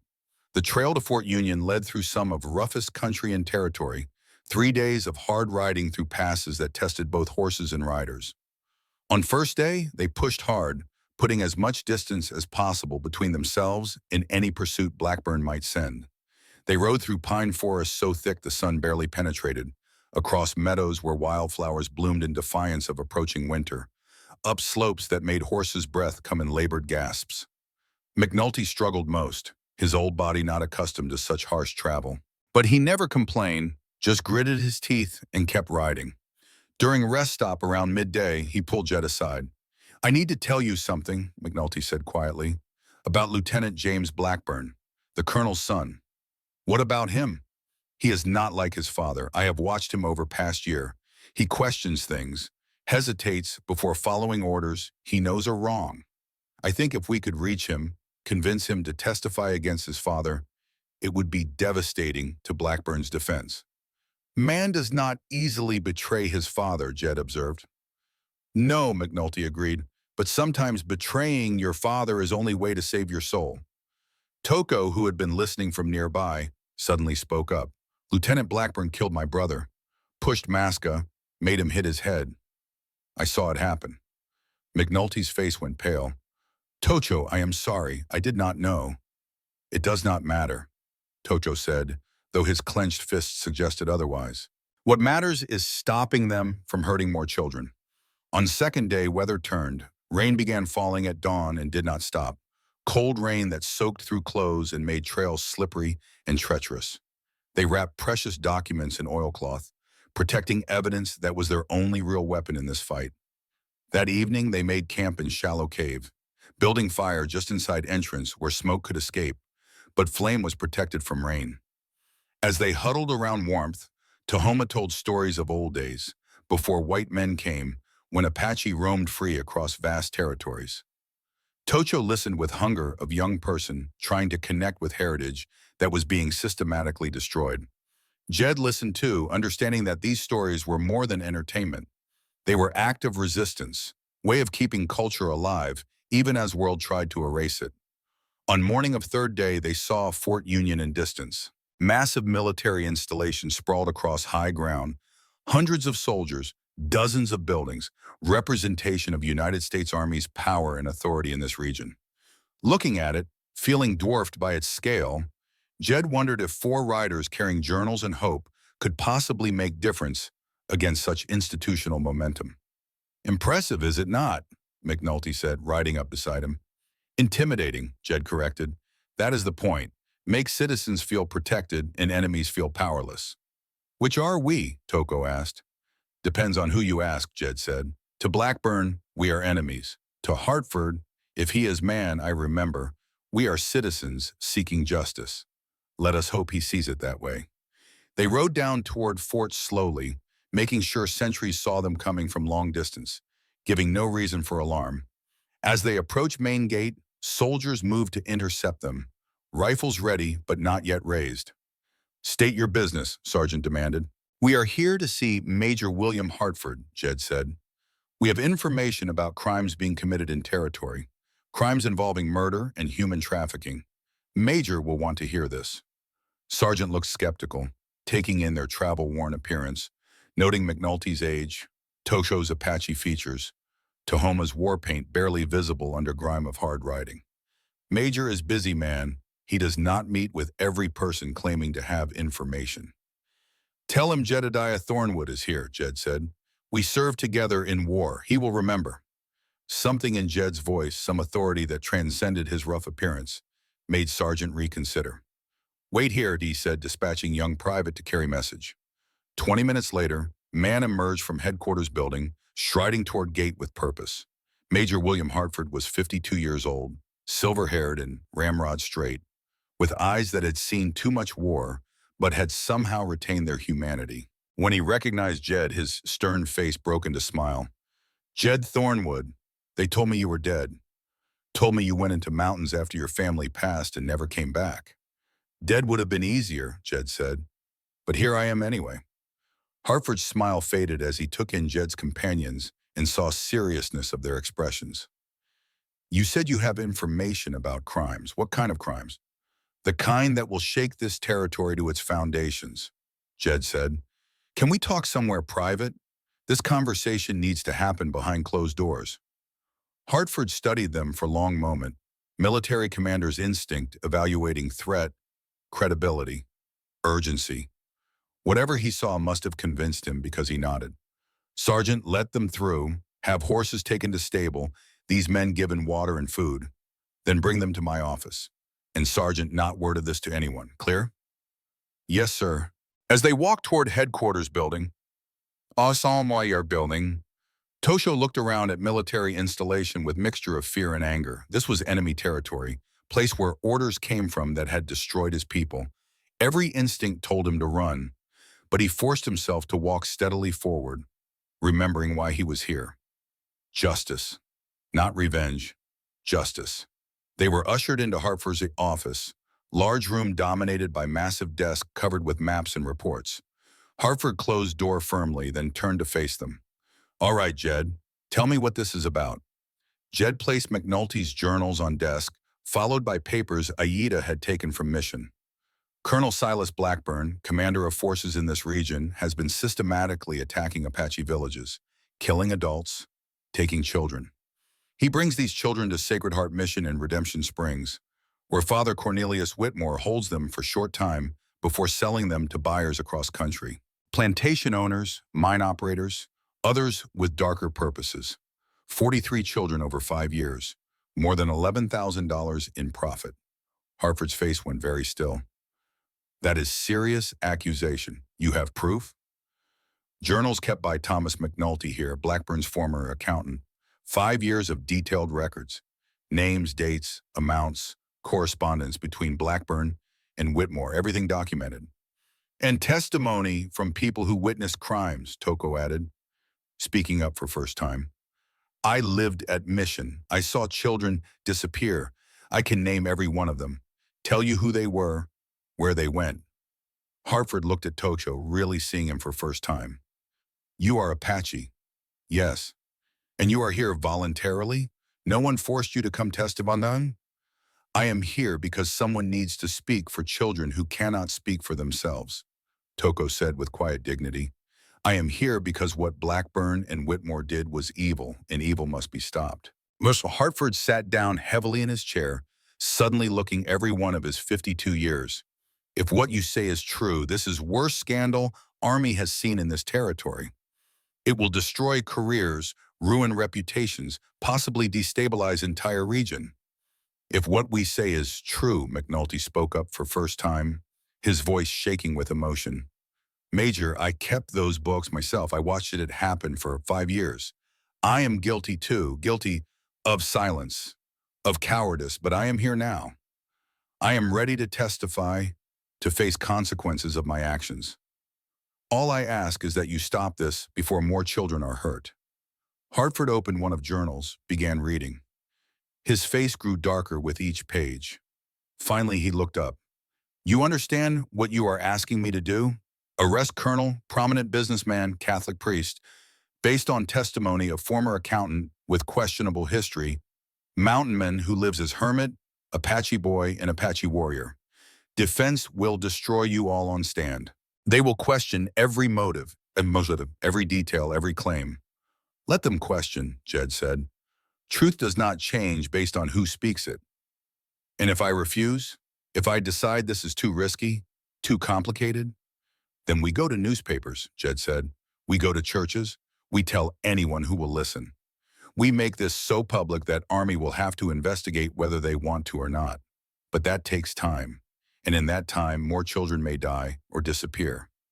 You can end this now, Major, today. All you have to do is believe that doing right is more important than protecting powerful.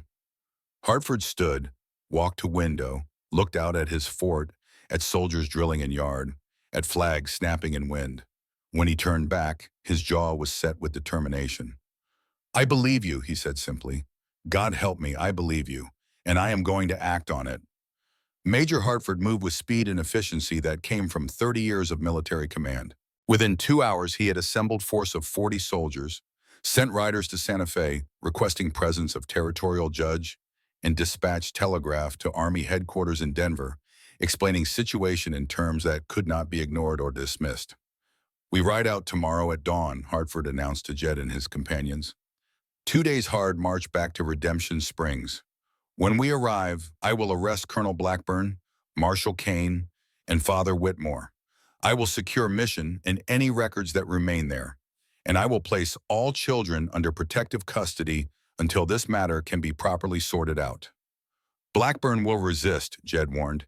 He has men loyal to him, and he is a desperate man with much to lose. Then he will learn that United States Army does not take kindly to officers who betray their oaths, Hartford said coldly. I have given orders to treat any resistance as mutiny. Lethal force is authorized if necessary. That night, as they prepared for journey back to Redemption Springs, Toko found Jed sitting alone, staring at stars. What are you thinking? Boy asked. That we are about to start something we cannot stop, Jed replied. That people will die, that consequences will ripple far beyond what any of us can predict. That I hope we are doing right thing. Do you doubt it? I doubt everything. Doubt is what keeps you honest, but I act anyway, because sometimes doubt is luxury we cannot afford. Toko sat beside him. When we get back, when we confront Blackburn and his men, I will see Lieutenant James Blackburn, man who killed my brother. I do not know if I can face him without attacking him. That, Jed said, is your third test, the one I told you about. Character is not about what you want to do when you are calm and safe. It is about what you choose to do when every instinct screams at you to do something else. You will face man who hurt your family, and you will have to decide whether you are a person who seeks revenge or a person who seeks justice. Those are not same thing. What if I fail a test? Then you fail, but you will have tried. That counts for something. They sat in silence for a while longer, both contemplating what next days would bring. Then Toko spoke again. Shadow Walker, when this is over, assuming we survive, will you stay? Will you keep teaching me? Jed was quiet for a long moment. Would you want me to? Even though I am white man who can never truly understand what you have been through? Yes, Toko said simply, because you are a good teacher, and because I think Aunt Aida would miss you if you left. Jed smiled slightly. Would she now? She talks about you when she thinks no one is listening. Calls you good man who chose right side. That is high praise from woman who has every reason to hate white men. Your aunt is remarkable woman. Strongest person I have met in very long time. Then you will stay? If I am welcome, yes. I think I am done running. Time to stand still, build something instead of just surviving. 2 days later, they approached Redemption Springs with 40 mounted soldiers, official warrants, and determination to see justice done. Word had reached town ahead of them, and as they rode down Main Street, people lined up to watch, faces mixture of curiosity, anger, and fear. Colonel Blackburn stood outside his company headquarters, surrounded by 20 armed men. His face was carved from stone, betraying no emotion as Hartford rode to meet him. Colonel Blackburn, Hartford said formally, I have warrant for your arrest on charges of murder, conspiracy, human trafficking, and corruption. You are ordered to surrender yourself immediately. Blackburn did not move. On whose authority? Mine, and that of territorial governor, an army command in Denver. Your career is over, Silas. How it ends is up to you. Blackburn's eyes narrowed, calculating. His hand moved slightly toward the pistol at his belt, then stopped. He was thinking, weighing options, looking for the escape route that men like him always believed existed. You are bluffing, Major, Blackburn said, his voice cold and controlled. You have no real authority here. I have connections. I sent a telegraph to my superiors in Denver 3 days ago. They know what is happening here. They will protect me. I have too much information about too many important people. You cannot touch me. Hartford reached into his uniform coat slowly, deliberately, and pulled out a folded piece of paper. He held it up for everyone to see. You mean this telegraph, the one you tried to send through the telegraph office in Santa Fe? He unfolded it and read aloud, his voice carrying across the silent street. To General Morris in Denver. Evidence compromised. Apache woman escaped. McNulty may have betrayed operation. Need immediate support to suppress investigation. Request urgent recall of Major Hartford. Situation critical. Blackburn. Hartford looked up, his eyes cold as winter steel. We intercepted it, Silas. We have been intercepting all your communications for the past 2 weeks. Every letter, every telegram, every message you sent to your buyers, to your political allies, to anyone you thought could save you. Blackburn's face had gone from confident to pale, but he tried one more time. That is illegal.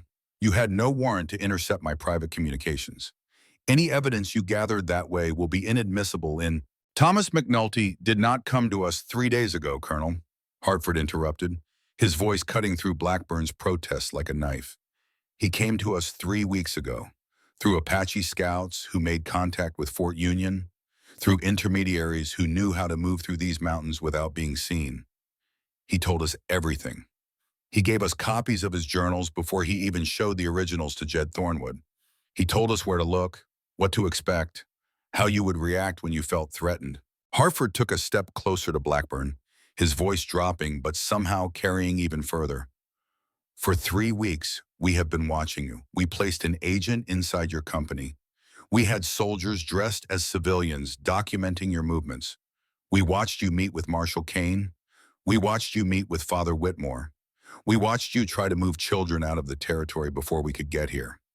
Every crime you committed in the past 3 weeks, every threat you made, every bribe you attempted, we documented all of it. He held up a leather portfolio.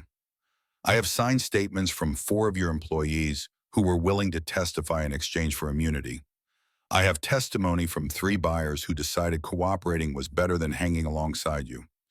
I have a deposition from a telegraph operator in Santa Fe who you tried to bribe to destroy records. I have statements from townspeople who witnessed you threatening witnesses. And I have the testimony of Private William Miller, who overheard you and Kane and Whitmore planning to murder anyone who tried to testify against you. Blackburn staggered slightly, his confidence crumbling like a sand wall hit by a wave. You set a trap. This whole time, from the moment McNulty contacted you, you were setting a trap. We gave you every opportunity to stop, Hartford said, and now there was something like sorrow in his voice. Every opportunity to confess, to cooperate, to show some shred of conscience or remorse. Instead, you tried to kill more witnesses. You tried to sell more children before we could arrive. You attempted to bribe a territorial judge.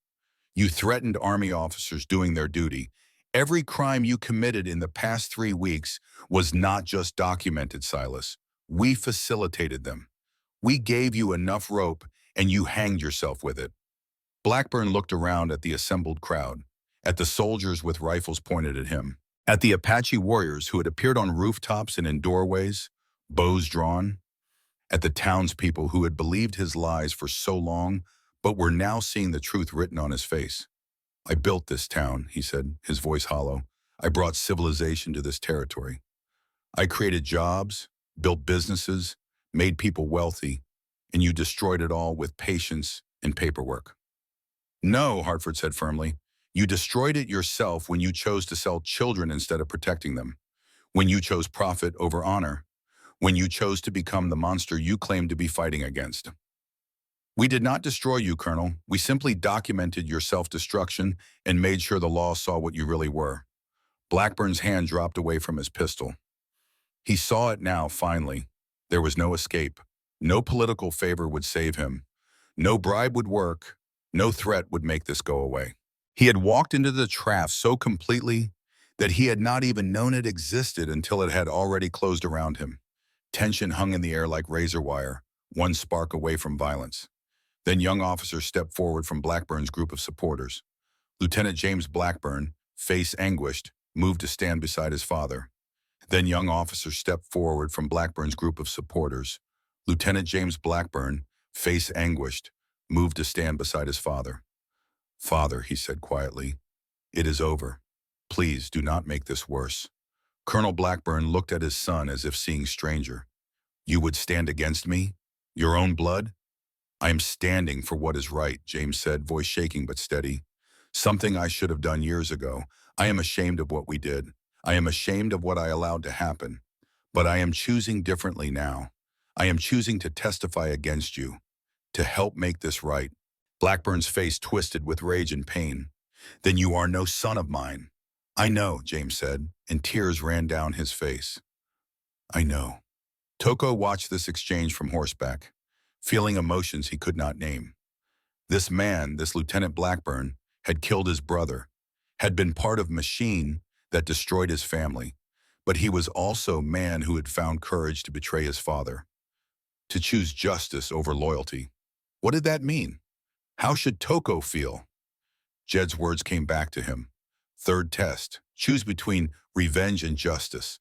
Marshal Kane suddenly broke from crowd, gun drawn, aiming at Hartford. No, no one is arresting anyone. This is my jurisdiction. Multiple rifles swung toward him. Tahoma's bow came up, arrow knocked. Time seemed to slow. Then Toko did something even he had not expected. He rode forward, placing himself between Kane and Hartford. Stop, he said, voice carrying across sudden silence. No more death, no more violence. You have already destroyed too many families. Enough. Kane stared at him, gun wavering. You are just a Apache boy. What do you know about justice? I know, Tocho said steadily, that killing you would feel good for maybe 1 minute, but it would not bring back my family.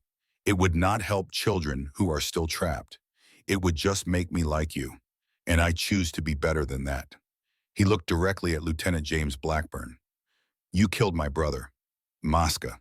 He was 6 years old. He died because you pushed him, and he hit his head. I have hated you for 3 years. Every day I imagined killing you. James's face went white. I remember, he whispered.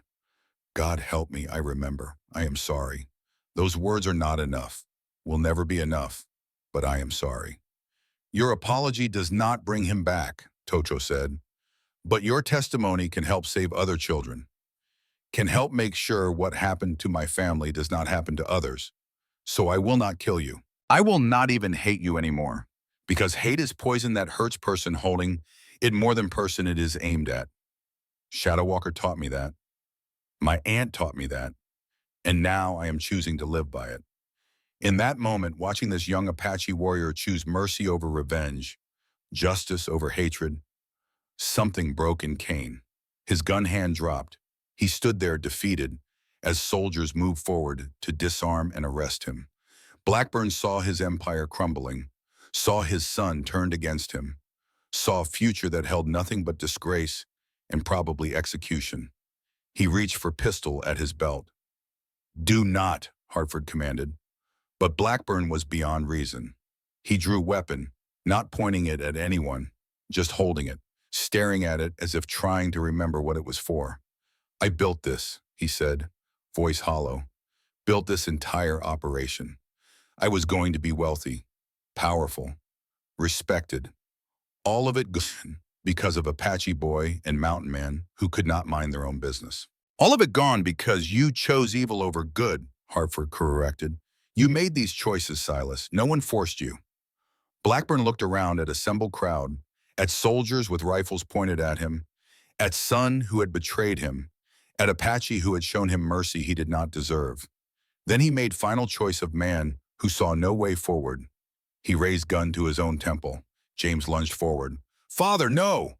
Shot rang out, but it came from Tahoma's bow, not Blackburn's gun. Arrow struck Blackburn's wrist, knocking gun from hand before he could fire. Colonel collapsed, clutching wounded wrist, and soldiers rushed forward to secure him. "No," Hartford said firmly, "you do not get easy way out, Silas. You will stand trial. You will answer for everything you did. And then justice, not suicide, will decide your fate." Within an hour, all main perpetrators were in custody. Blackburn, Kane, and Father Whitmore arrested and bound. Mission was secured, children placed under Army protection. Evidence was cataloged and recorded. Machine of justice, once set in motion, ground forward inexorably. Among the first people Hartford's soldiers found at the mission was Sister Mary Elizabeth, hiding in the chapel. When she emerged, her hands were shaking, but her eyes were clear. She carried a small wooden box. "Major," she said, her Irish accent thick with emotion, "I have been keeping records of my own. Every child Father Whitmore sold, I wrote their names in my prayer book. Every buyer who came to take them away, I noted what they looked like, what they said. I knew someday someone would need this." Hartford took the box, opened it, and found 3 years of meticulous notes written in tiny handwriting on the margins of Bible pages. "Sister, you may have just given us the evidence we need to find the children who are still missing." Mary Elizabeth looked at Aida, who had just arrived in town. The two women embraced, both crying, both laughing, both alive against all odds. "You did it," Mary Elizabeth whispered. "You stopped them." "We did it," Aida corrected. "You saved my life. Without you, none of this would have been possible." 6 months later, Sister Mary Elizabeth would quietly leave the Catholic order. She could no longer serve an institution that had allowed such evil to flourish under its roof.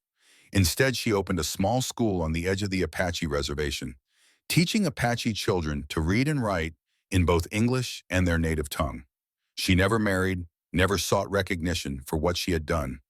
But every child she taught knew her as the woman who had risked everything to save their people. Young Kell, the 10-year-old boy Running Wolf had carried out of the mission that desperate night, stood beside an old woman whose face was carved with years of grief and sudden, impossible joy. She was his grandmother, who had been told 2 years ago that Kell had died of fever at the mission. "They lied to me," she said to Aita, clutching Kayla's hand as if he might disappear again. "They told me he was dead.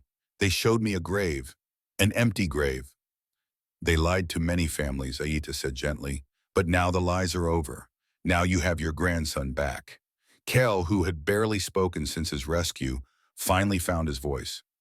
"Grandmother, I was so scared. But Aunt Aida came for me, and the white man with the kind eyes, he told me everything would be all right. And it is." The old woman looked at Jed, who stood nearby. She said something in Apache, words that Jed understood. "You are not like the others. You have a good heart. May the spirits bless your path." Jed nodded, accepting the blessing with quiet gratitude.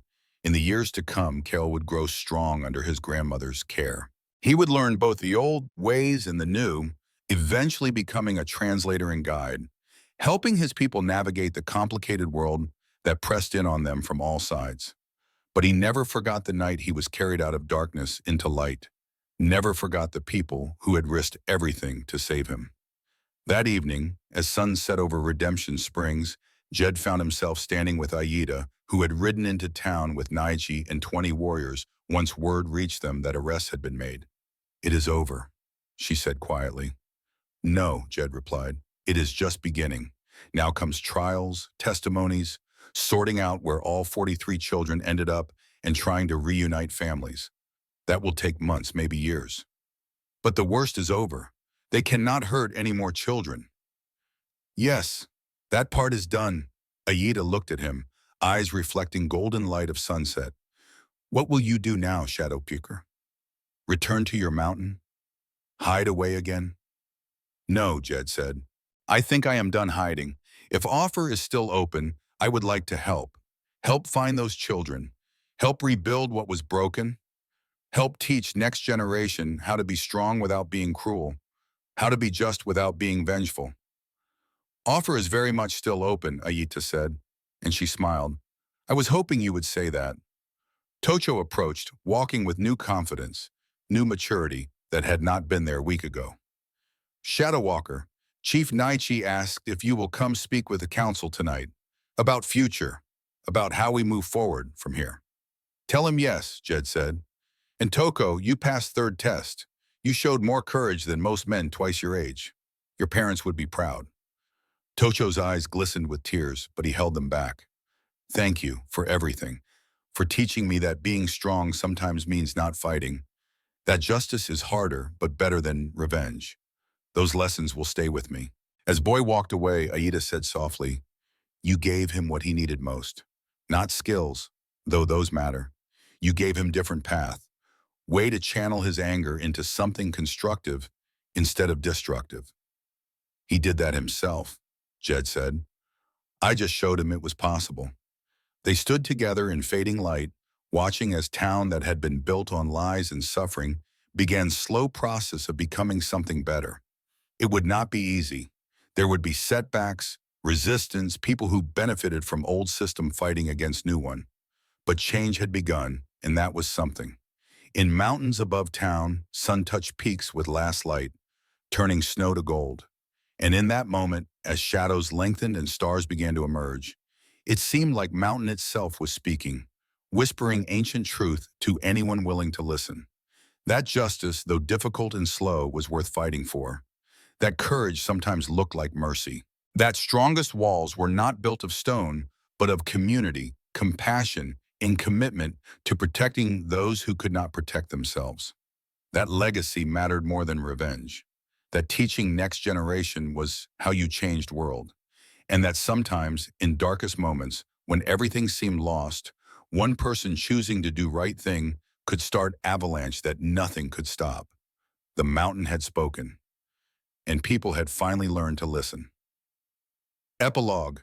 When the mountain speaks again, 1910. The fire had burned down to embers, and the Arizona night had grown cold. Old Toko Thornwood, 55 years old with silver streaking through his black hair, pulled his blanket tighter around his shoulders. Across the dying flames, his grandson Samuel sat in silence, his 12-year-old mind processing the story he had just heard. The stars wheeled overhead in their ancient patterns, indifferent to human pain and human triumph both. Finally, Samuel spoke. Grandfather, did Shadow Walker really die? Or did he just go back to his mountain? Toko smiled, the lines around his eyes deepening with memory. He died, Samuel, in the spring of 1882 when I was 27 years old. He was 64 years old. We buried him on his mountain next to his wife Rebecca and his son Samuel. The first Samuel, the one he had lost so many years before. You named me after his son? Yes, because Jedediah Thornwood gave me a second life. He did not just save my body from that mission. He saved my spirit from the poison of hatred.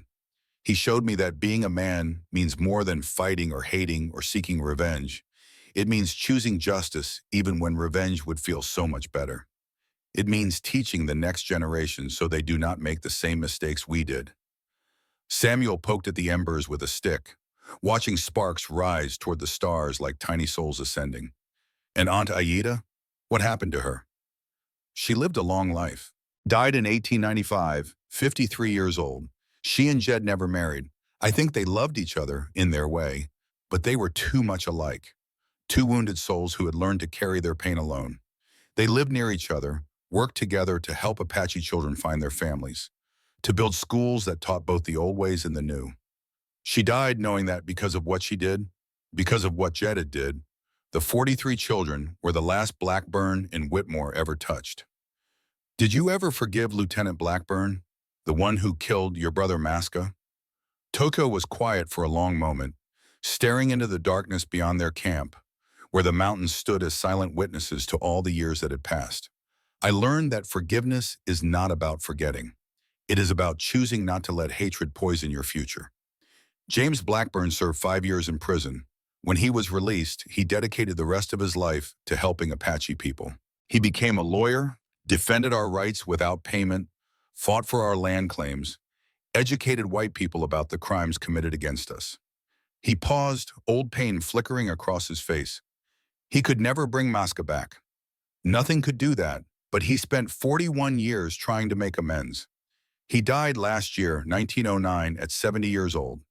At his funeral, 36 Apache people came to pay their respects. That has to count for something. Samuel stood up, stretched his growing limbs, looked at the mountains silhouetted against the star-filled sky. "Grandfather, will you teach me everything Shadow Walker taught you?" "Yes," Toko said, rising stiffly to his feet, feeling his 55 years in his bones. "That is why we came to this mountain. Tomorrow, I will show you the cabin where Jed lived. We will visit his grave and the graves of Rebecca and Samuel, and I will begin teaching you the skills he taught me." He placed his weathered hand on Samuel's shoulder. "Not just how to track and hunt and survive. Those things are important, but they are not the lesson. The real lesson is how to be a man of honor in a world that does not always honor good men. How to choose justice over revenge. How to build bridges instead of walls. How to teach rather than destroy." "Is that what you do, grandfather, at the school?" "Yes, I teach Apache children and white children together. I teach them to read and write in both languages. I teach them that their differences make them stronger, not weaker. I teach them the lessons Shadow Walker taught me, and the lessons your Aunt Aida taught me, and the lessons Chief Nightshade taught me." Tocho looked up at the stars, at the vast sweep of the Milky Way painting the sky with ancient light. The mountain spoke to Jed Thornwood in 1871. It told him to stop running now and start fighting for something that mattered. Then Jed spoke to me, and I learned to turn my anger into purpose. Now I speak to you, Samuel, and you will carry these lessons forward to your children, and they will carry them to their children. Is that how we live forever, grandfather? Through teaching? That is exactly how we live forever. Not in our bodies which fade and fail, not in monuments which crumble with time, but in the wisdom we pass down, in the values we instill, in the choices we inspire others to make long after we are dust. They stood together in the cold night air, grandfather and grandson, looking up at the peaks that had witnessed so much pain and so much courage. The wind moved through the pines, making a sound like whispered voices, like the mountain itself was speaking to anyone who had the patience to listen. And Samuel, young as he was, thought he understood what his grandfather had been trying to teach him through the long story by the fire. That justice was not a single victory, but a continuous choice. That courage was not the absence of fear, but the decision to act despite it. That legacy was not about glory or revenge, but about the values you instilled in those who came after you. "Tomorrow," Toko said, "we will climb to the cabin. We will stand where Shadow Walker stood and see what he saw. We will learn the land as he knew it, and you will begin to understand why this mountain matters, why this story matters, why we must never forget what happened here." "I am ready, grandfather." "Good, because the world is changing faster than ever before. The old ways are dying, but if we teach the young people, if we give them the wisdom of both worlds, they can build something new, something better.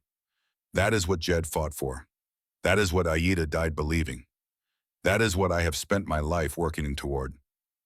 Toko began banking the fire, preparing for sleep. "And now, Samuel, it is your turn. Your generation will face challenges I cannot imagine. But if you remember these lessons, if you remember that the strongest person in any room is the one who chooses justice over revenge, compassion over cruelty, teaching over destruction, then you will be ready for whatever comes." The fire died completely, leaving only the stars for light. The two figures walked toward their tent, carrying with them the weight of history and the lightness of hope, knowing that the story was not over. It was only beginning again, as it had begun again with every generation, as it would continue to begin again for as long as there were mountains and people willing to listen to what they had to say. The mountain had spoken to Jed Thornwood. Jed had spoken to Tocho. Tocho had spoken to Samuel. And tomorrow the teaching would continue, because that is what it means when the mountain speaks. It speaks to one person, who speaks to another, who speaks to another, carrying wisdom forward through time like a river that never stops flowing, never stops nourishing the land through which it passes. And in the morning, when Tocho and Samuel climbed to the old cabin and stood beside the three graves on the mountainside, the sun would rise over the peaks and paint everything gold.